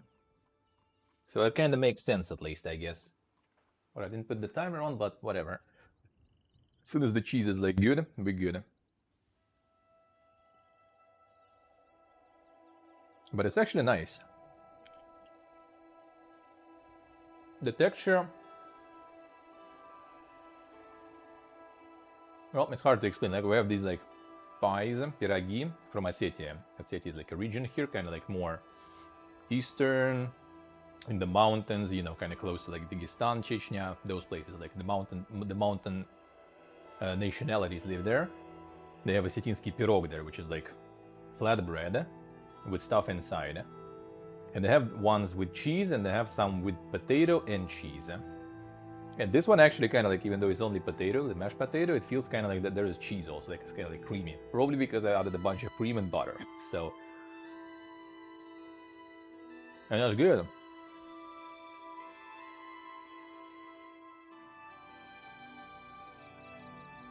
Yeah, it says it's nice to do with some like soft cheese on top. Smoked salmon for sure. And fresh butter. The fresh butter, I mean, it's not salty, so like, I guess, but yeah, spreadable cheese or something for sure. I mean, that's gonna be dip.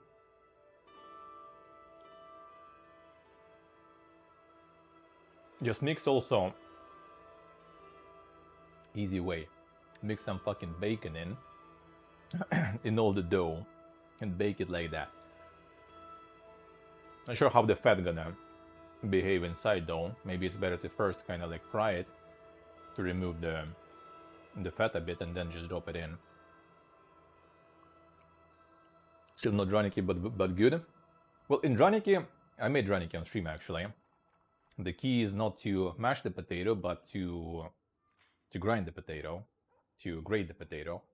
So you have like this texture of potato in, and this one is just like creamy stuff.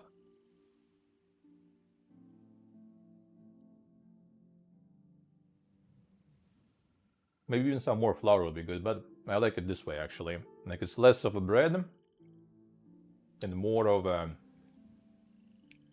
like something with like the filling inside. Feels good.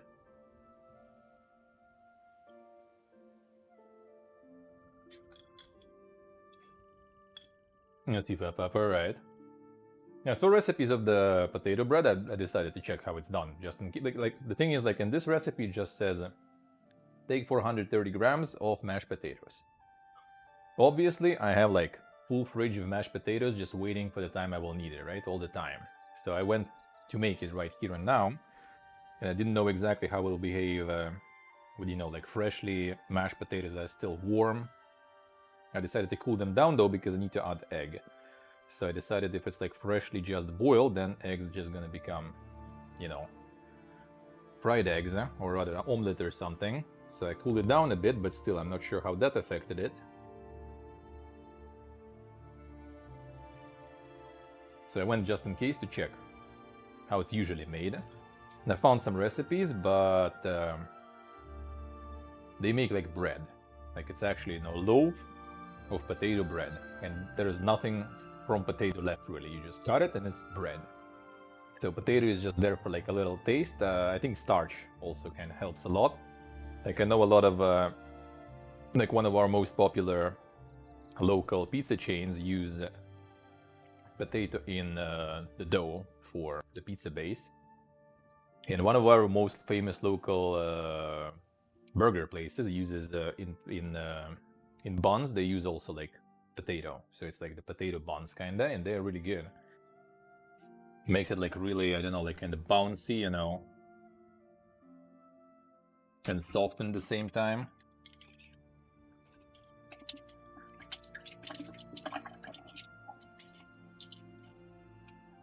That's washing a little bit of bottles. For the next batch of beer, should get some of that. We're not done with this batch. That's the problem when you like brew for yourself. Like I don't drink alone, right? Like, I mean, even right now, technically I don't drink alone. I drink in chat. Doesn't count. But yeah, I don't drink alone. And whenever we gather with friends, we just don't drink like that much, first of all. And second of all, not everyone likes this type. Because this is bitter. This is amber bitter. That's why the color and stuff. And it is bitter. And not everyone likes bitter. That's the problem. My friends usually are more like, you know, just like Weiss beer or lager, you know, regular stuff. What's the donut for? Oh, in general. Like, because I was, you know, 33 years ago in character creation, I decided to pick a wrong country. Now I'm not getting any paychecks from Twitch for a year, so you know, I am the publicly traded streamer, you know. And this is my shareholders here.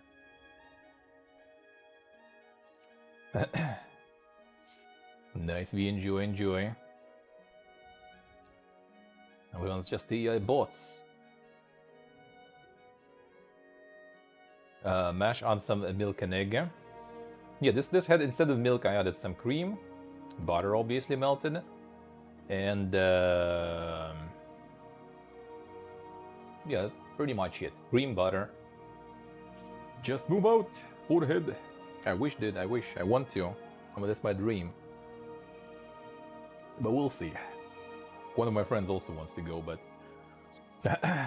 can't really find anything to do if we go somewhere. Sadly. I have one friend who moved him, but he lives here like with his own like colleagues and everything, and it's the TV people. I've been among the TV people is like, dude, it's impossible. Not for me. I want to go for real anywhere, dude. Anywhere.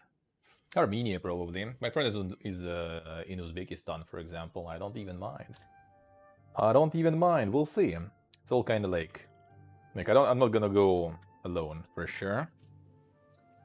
Just not financially viable, especially, you know, with these levels and stuff. So right now I'm just kind of chilling and waiting how things will go. Pretty much. It's like I could just move, get, you know, like some maybe asylum or something.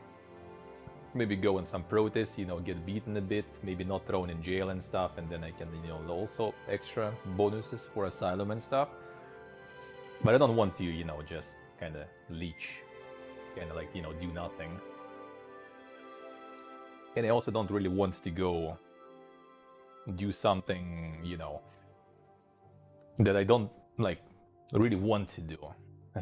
Like, I'd rather stick to streaming. I like streaming. It's not even because, you know, it's like easy or something. Like, it doesn't earn that much. You get two times more if you go work in McDonald's, for example. It's just, I like it. I vibe with it. I vibe with streaming. And if I move somewhere, especially to the west, then it's gonna be like work for sure. Because for 400 bucks per month, you're not gonna be able to do shit. Even if you get like, let's say like even an apartment for free somewhere, you're still not gonna be able to do something. So it's either gonna be to the east, if things will go good with streaming and everything, or just like till the end, you know. When the river runs dry, then, well, shit, time to go. I barely get a month's food, and I see, yeah, exactly, that's the problem. Yeah, you can, in past year, I became like an expert in like relocation, moving, you know, kind of expert, obviously, right? But like I know about like many countries, how things work, how much you need, how to move and stuff. I looked at so much of that. It's like one of my friends, right, who I haven't seen in a while. That's the one on antidepressants, by the way. He was like mentioning something, and like I'm like, oh, it's this guy. How do you know? I'm like, bro, I know them all there. Like all those people like in charge of different countries. I know them all already. I see the immunity. Let's see.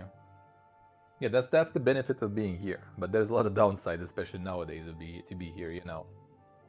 But I'm just rolling. I'm just rolling.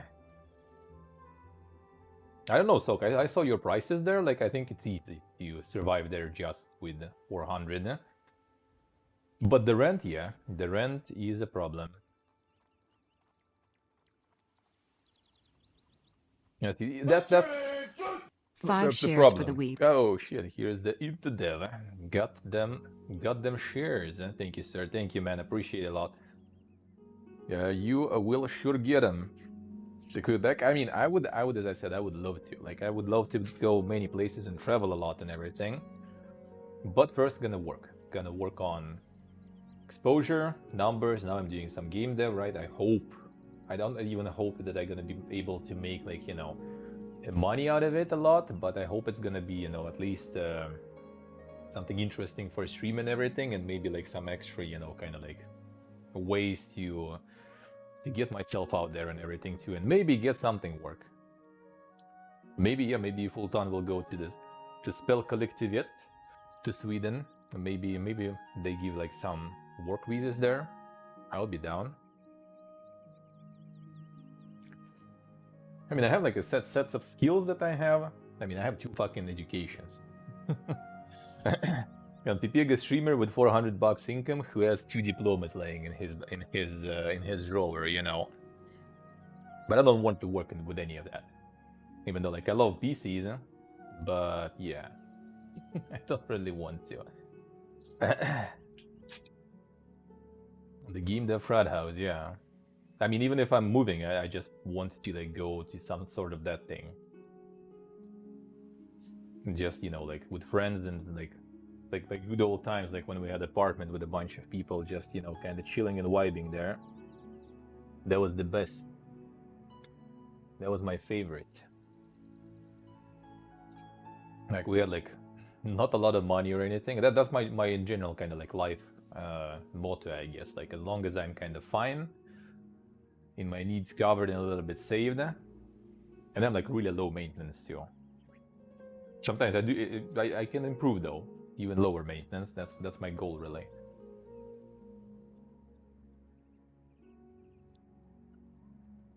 Yeah, exactly. That's the problem here also.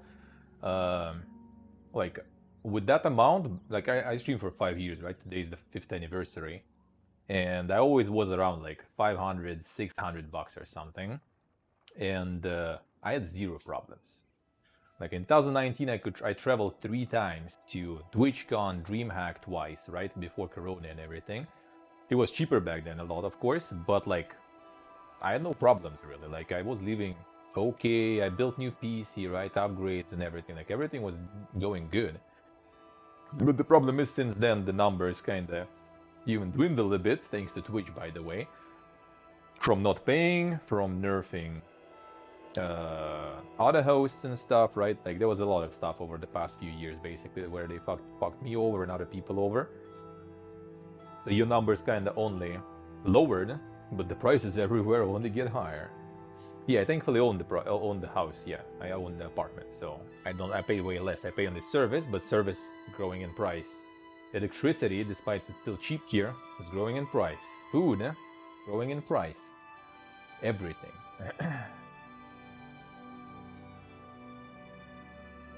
So you basically kind of like staying at the same number feels kind of good, stable, but the price is the going still. It's annoying. Low expectations to even lower expectations. I mean, kinda, yeah. Like, I used to be like once a week or something, I used to like go, like, I have a McDonald's nearby, right? I used to go. Now I'm trying not to because it's just too expensive. Now instead we go with my friends to like, we have like Uzbekistani place here, Uzbekian place. They make like food for their own brothers living and working here as taxi drivers and builders and stuff, right? Construction workers. So we just go to that place. Like they also, I guess, first were like, what the fuck? What are these Russians doing here even? There's good food though, a really good price and good food. We like, they nice to us, we nice to them. We just like go hang out there. Yeah, they have really good plov there. They have shurpa, all the stuff. Like it's really good. It's really like meaty and everything though. So if you're like vegan, you have nothing to do there whatsoever. It's all meaty, it's all deep fried and everything. It's all fat as fuck, but it's good and cheap. I see what's on. You're also cutting it. Well, I went there a few days ago because they launched the local scuffed Big Mac here, so I went to try. It's actually good. Like, I didn't really notice that much difference, to be honest. Didn't really notice that much difference. But yeah, like minimizing that. Now we only once a month we decided we're gonna go with my friend to this like the big food court just to kind of like educate ourselves. Like on my day before we ate some Indian. You know, was nice. Was actually quite educational because I realized if you make potatoes stewed or boiled or fried with curry, with a bunch of curry, it's actually fucking delicious. I didn't try potatoes with curry before. Yeah, that was good. Yeah, I'm checking it from time to time. It's good. It's good. It's good. Still not the cheese is just getting starting to you know get that. It's all good. Thanks for reminding me. It's all good.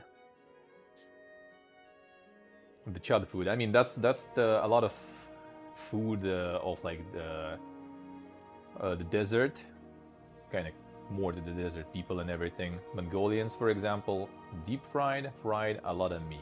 That's how they eat. Like bread and meat. That's the main stuff. Same with Uzbekistan. They have samsa, which is like samosa in Indian, pretty much, right? It's just like literally like fatty meat in the dough in the tandoori oven. That's pretty much it. That's their breakfast, I think. If I remember correct, breakfast, I think. They just make shitload amount, like industrial amounts of them every day.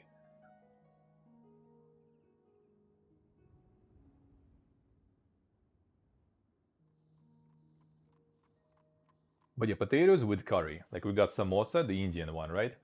And it was like chunky, like very, like it's basically, it's like a pastry, right? Like regular pastry, you just eat like that. That stuff you basically kind of like bite, and then you have like fork or something, and you just eat from there. It's huge, and it's mostly like I think like the chickpeas or something, and potato with a lot of curry, and that was so good, man. It was all deep fried. Well, the thing outside, the dough is deep fried. Inside, obviously not so, but like it's so good.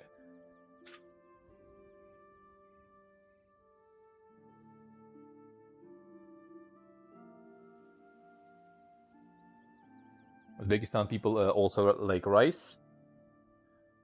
Well, plov, obviously, right? But they have only specific types of rice. They have like a few, I think it's like laser, pretty much almost, and another one. They have like a couple of types of rice that they use. In plov, a lot of rice. Everything else, almost no rice. Yeah, I don't think so even.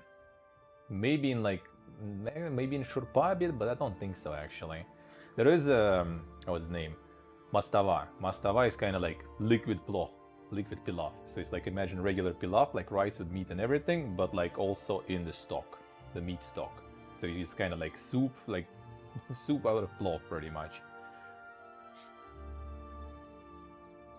Yeah, kebabs those guys have are insane.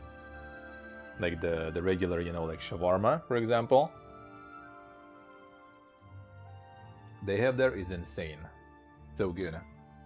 And it's so cheap too.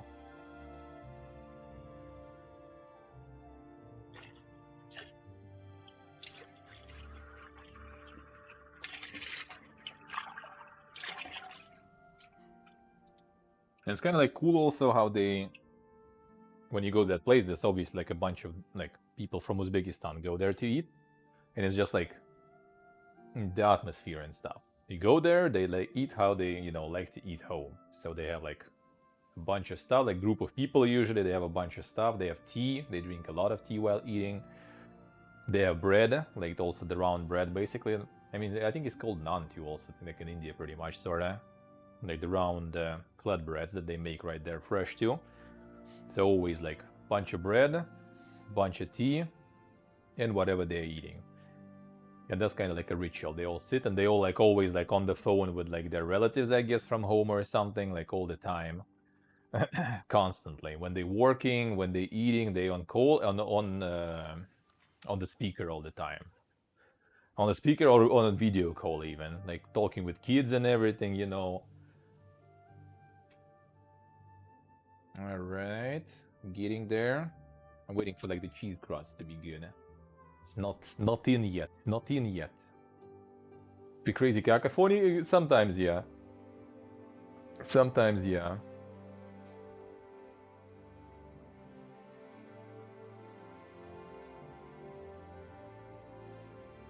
It could be, Termas, could be. Well, the thing is, they really eat plov all the time.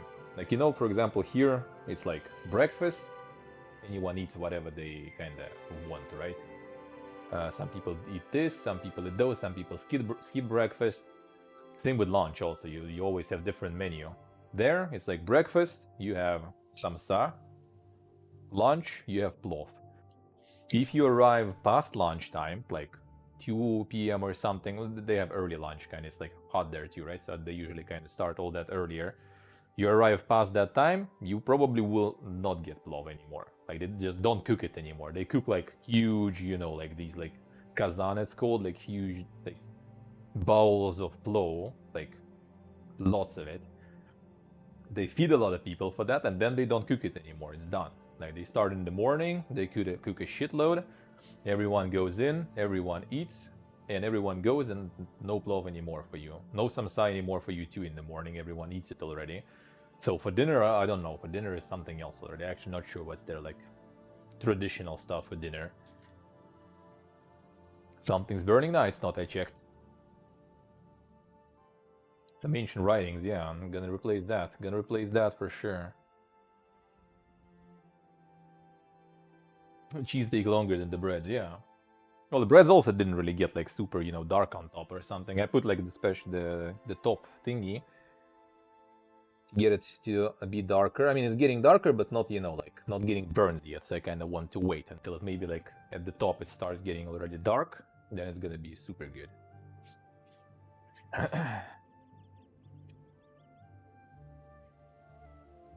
Wait, my friend is there now in Uzbekistan. It's super good. He likes it. He likes it there. For him, it's super good. Because he was renting, and he was renting in center of Moscow, so he was paying like 800 bucks for rent alone, alright? And he went there, and there he pays 2 times less, and the food is dirt cheap and everything, and he still earns the same working distantly, so he's just like fucking happy there.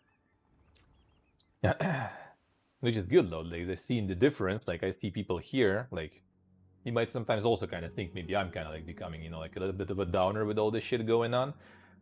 I would say like it doesn't really affect me personally that much, except like I like ranting, right? Like same like Ragnarok Online. I can shit talk Ragnarok Online while playing it for like a couple of months non-stop and enjoying it. Like that's me. I can like shit talk about stuff, but it doesn't really like, you know, touch me personally. I just kind of like abstract myself. I can talk about it, I can like, you know, tell all the negative stuff about it, but it doesn't really touch me. I can just kind of, I have the separation with it. But like the uncertainty is still like making me mold, because I like having things kind of planned, laid out and everything, and this is just like impossible right now. And you don't know what's going to be happening, and that's the most annoying stuff, like where to go, what to do, how to do. That's the annoying part. But it's still kind of like, for me, it's not too bad. Like some of my friends are just like I said, like one was on antidepressants, so he couldn't drink whatsoever. Another one had like liter of beer that he was like kind of drinking slowly, and he's like, I don't want to drink. I just don't feel like it, dude. For past year, I just don't feel like it. And another one just left. But when he left, now he's just like different person. He might be watching actually. He's an Elder Scrolls fan. He said he's gonna watch me cooking that stuff. He's like different person there. He like, I think he kind of like chats a little bit less now, because he probably doesn't want to see all the like news and everything from here, right? Just forget about it. But yeah, he's like different person. He's like sounds happy all the time whenever he talks and everything. Because here he was already like, dude, if they come for me, I'm just gonna walk out of the window. I'm like, bro, relax, calm down. It's all good, man. Just don't open the door, fuck him. And now he peaced out. And now he's good. Now he's feeling good. And that's something we all need, eh? Something we all need, eh? Just to get finally, you know, some light ahead of the tunnel. Because there is none here, sadly. We just gotta grind it through. Grind it through.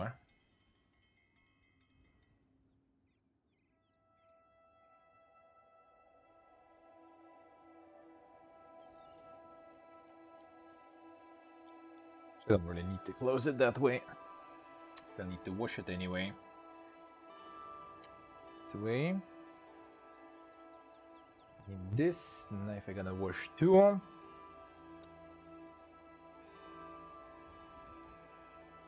Out this way. Ooh, right. But yeah, despite all that stuff, I don't know, I'm okay with that. Well, not okay with what's happening, right? But like, if you hear me or something talking about it, mostly because, you know, kind of people ask and stuff, and the topic goes there. And yeah, I might even sound, it all sounds depressive, all this shit going on, but like, kind of fine with that. Personally, I can handle it.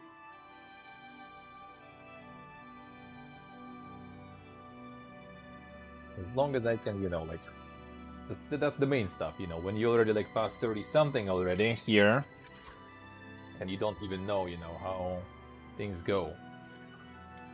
Like, will streaming keep working?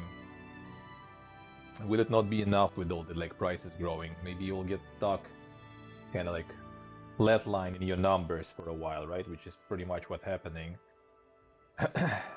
Like, how things will go, you never know. And despite the situation, like, even if the situation will be good, you still never know, really. So it's kind of like, should you kind of do something? Should you switch to something? That's part of the reason with like the game dev too. So like, worst case, at least if shit goes down, I can maybe find something real quick from all the practice and everything I did, right? That's kind of one of the reasons also I'm doing it. So I have some sort of like plan B in a way. Other than that, I kind of like don't even mind. 34 this year already. I was like 1 year is 2 in this country, so I'm like, you know, I'm already retired basically. I've seen my share. I lived my life. I'm good. Whatever happens, bring it on, dude. Just wish I can know what's gonna be happening so I can plan ahead a bit. You're right, I think that's good. I think this is very good.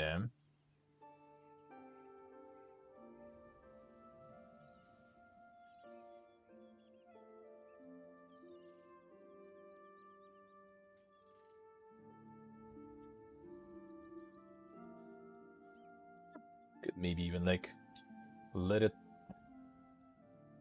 brown a bit more, but I think we're good, eh?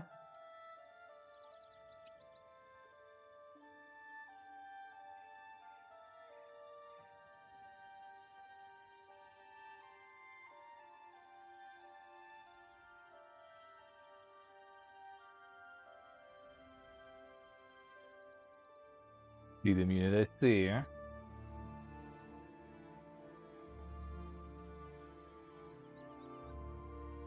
Oof. A bit hot. A little bit.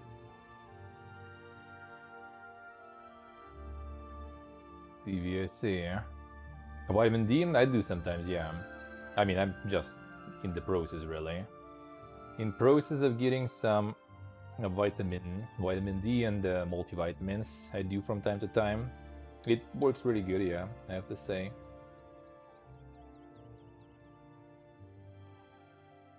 University bashing in with academical curses. You know, I kind of like... Hey, Biviltron. Thank you, sir. Thank you.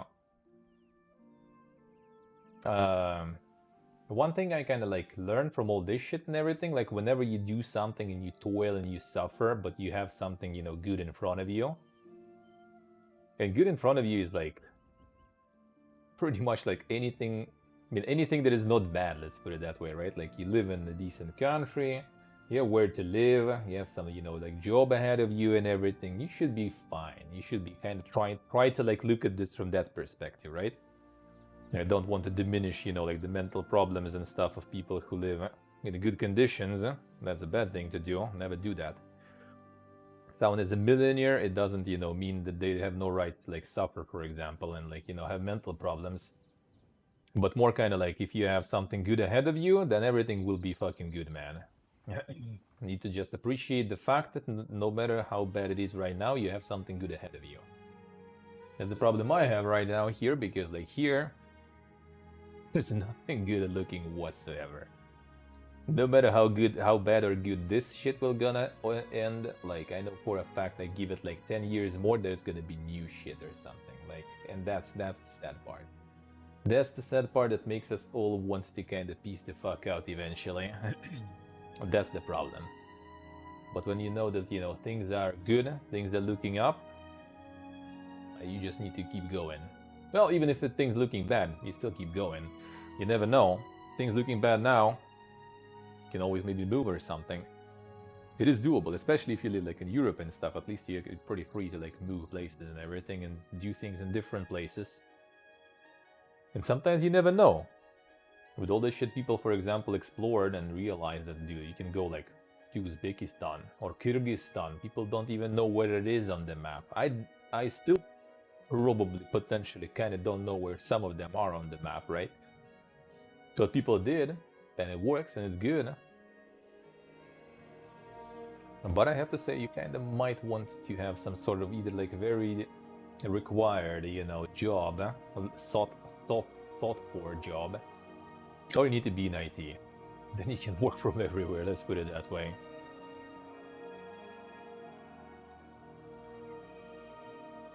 The Bongo also was like hardcore into some studies and work. I think he was going for PhD and stuff, and he was like teaching, I think. Alright, see you, Roman. See ya. Thank you for stopping by. So maybe he's just kind of busy with that stuff. Comment another one. I know who you mean. I forgot the name too. I haven't seen in a while. That one I haven't seen in a while. But Bongo, yeah, Bongo was around a few months ago, I think. But yeah, I think he said he's just like busy with studies and stuff.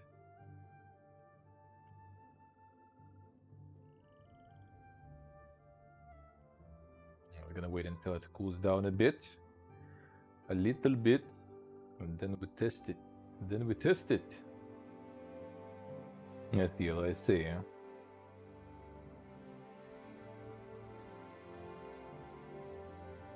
What you did with them. So yeah, we got some good stuff. We'll get some more from here too. Gonna be some more, eh? More cooking streams coming. One way or another, eh? There is also the Fallout one too. There is also Fallout one too. So we'll get to those, and we'll get to all of that stuff. Okay, flour.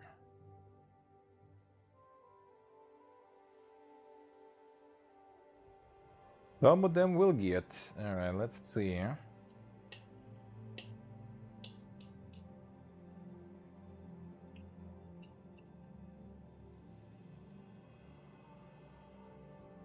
The super dip. Step 1 get irradiated, yeah.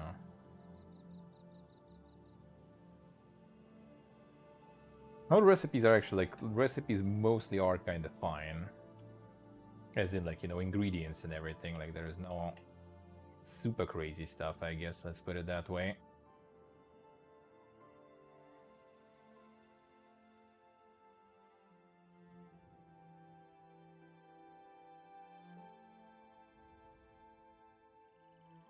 Here we go.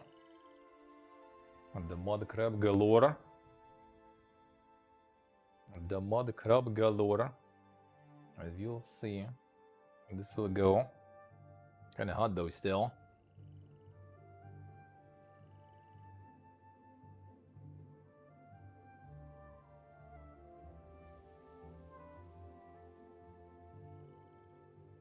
The spices are ding though, I have to say. You might want to add a little bit less.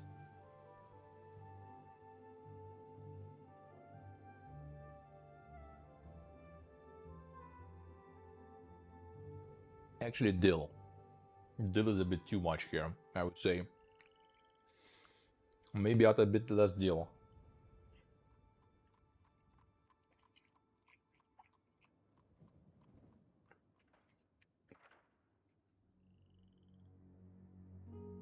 Yeah, you're supposed to bake it, yeah. You're supposed to bake it. It should be dipped, so it should be like more melty, but yeah, I guess to get the the proper cheese crust, it became already like more cooked there.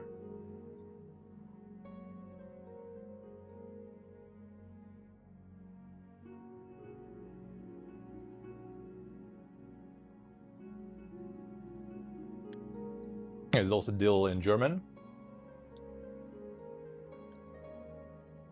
I love you guys. But actually, with all the cheese and everything, and this bread, this is good. This is good. That's where the salt comes from, though. Ah, shit, Panda. Welcome back to the dungeon. Thank you, sir. Thank you, man. Thank you, thank you. 57 out of 60. It's really good. It's really good, man.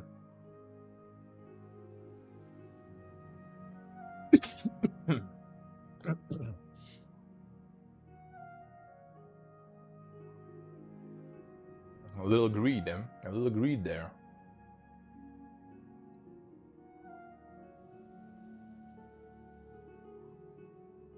Breathing in that mud crab. You know what? It's actually nice, but like, it's still like the creamy and cheesy stuff is really good. But I feel like dill kind of like kills the, you know, like the crab taste basically.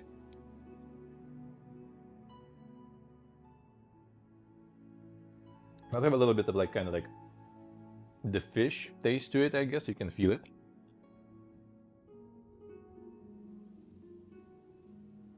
Actually, this colder is even better, I feel.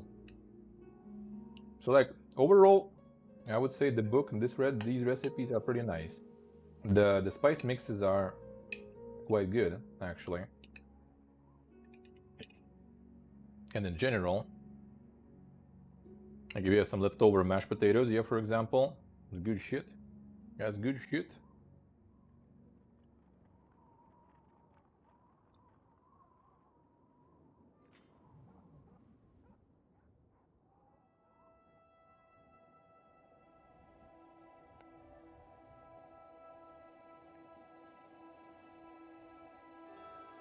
Now, I would say fresh dill and dry dill is like very different.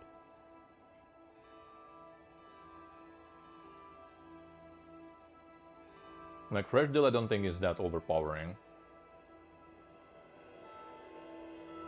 Like fresh dill on some like potato or something, or in some like herring, for example, is nice. In salad, just like a bunch of vegetables and greens, dill is good there. But dry one is like very powerful, like way more powerful than fresh.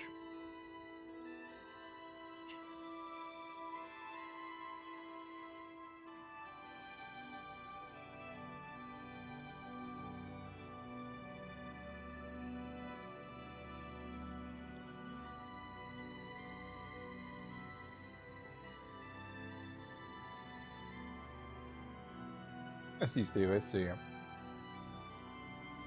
Basil. I think fresh basil I'm not a huge fan, or just basil on its own. In dishes though, it's good as a spice. Like something tomato-ish, some basil there, good. Just like leaves of basil somewhere, that's already a bit too much for me. It's kind of the other way around, like basil fresh is really strong and basil like dry is kind of okay. Yeah, dill is like really popular here. I don't mind dill, but yeah, like dry one is quite powerful. Should add a bit less in this, I feel.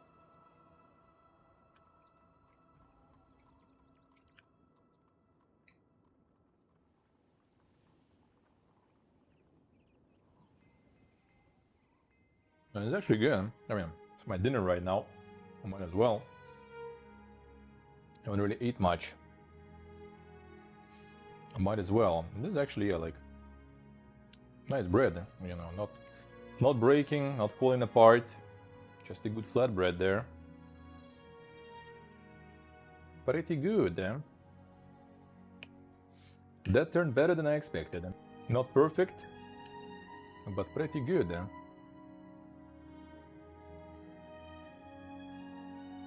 Yeah, for the dip you need to a bit less, I feel, to make it that if you want the actual dip, because this one is already like all cooked pretty much. Doesn't make it worse though.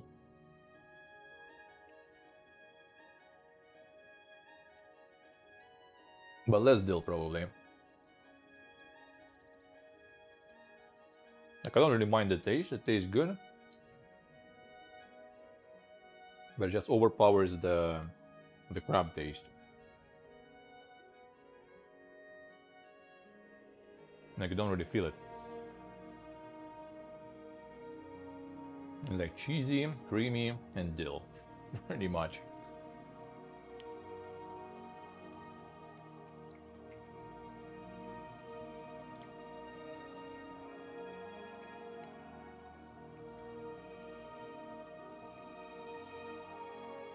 Me likey, me likey.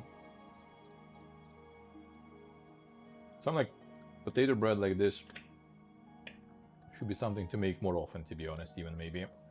Need to recommend to my friend. I have a friend who really likes potato in general and bread, to be honest too. Maybe he would enjoy that. It also was pretty simple, really. The most annoying part is like, you know, mixing it all and portions, making the portions there.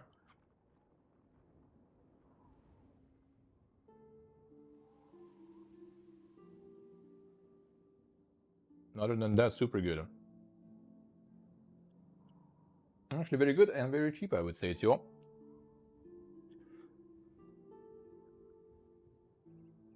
Because you literally use just potatoes, flour, 1 egg for all that amount, 50 grams of butter, and some spices. That's pretty much it.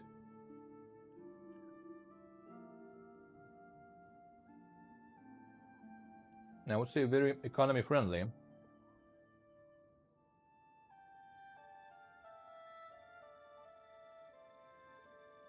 you're just tired of like regular potatoes, I guess, or something. There you go. A little bit of upgraded potatoes.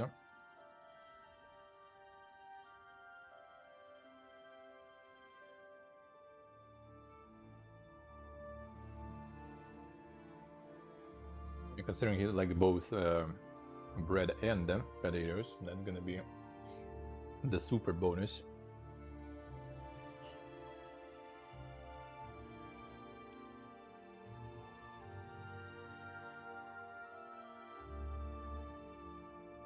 And when they cool down, they actually like way better. I like them even more now. Like inside they became less kind of like a liquid, I guess. Like more solid inside, and more dense. I'll make more. It'll be one day. It'll be one day. Well, maybe I will.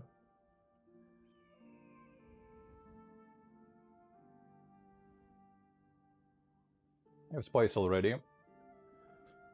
Just need to mix other ingredients. Maybe, if lazy, just like not making any dips, just like some like soft cheese or something, some viola or some shit. Just put it on top. Done.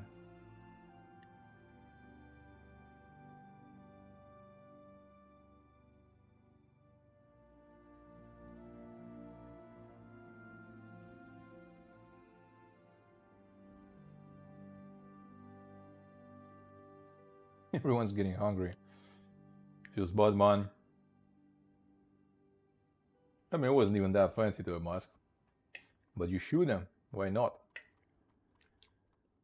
I am now like, for fellow, you know, for fellow stuck in Russia hobos. Let's get yourself this. Let's get yourself this. With some rice or something. Don't need anything else. Don't need anything fancy. Yeah, with an Azon, by the way. Really good.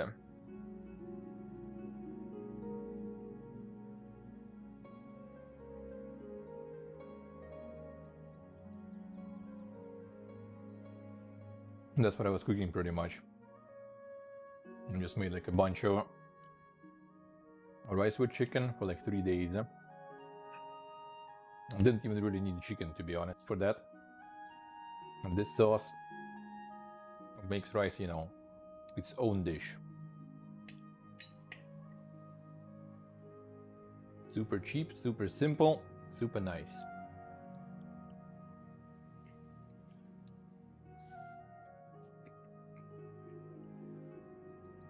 Oh, feels good.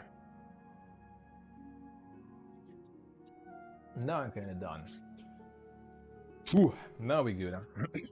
Alright, Pipiega goes back. To redo Mr. Pipiega. Time to remove my magnum opus soon. Updated a bit. Updated a bit. Alright. Let's wrap it all up. That was a nice little cooking stream. Time to chill a bit, and tomorrow we go again. Tomorrow, maybe I actually do some thought in the morning, actually. Some morning oblivion. Probably. I'll do some oblivion in the morning, then we'll do some atomic heart in the second part of the stream. And then we'll see how things go. Maybe some longer stream on Twitch. Maybe some YouTube alt channel stream. But that's gonna be some game dev. Gonna be time to do some game deving. But was good. That was really good. Was very nice. Whoop. Little anniversary. A little anniversary. So yeah, I'm gonna be calling it a day. Gonna go get some rest and prepare for tomorrow already. I'm gonna be a bit of sleepy time soon. Gonna be a bit of sleepy time soon. So yeah, some thought in the morning probably, them atomic hearts in the second half, and some game dev in the evening, either here or maybe on YouTube. Alright, I see Mr. CB's life. Let's raid Mr. CB. Let's raid Mr. CB. Whoop.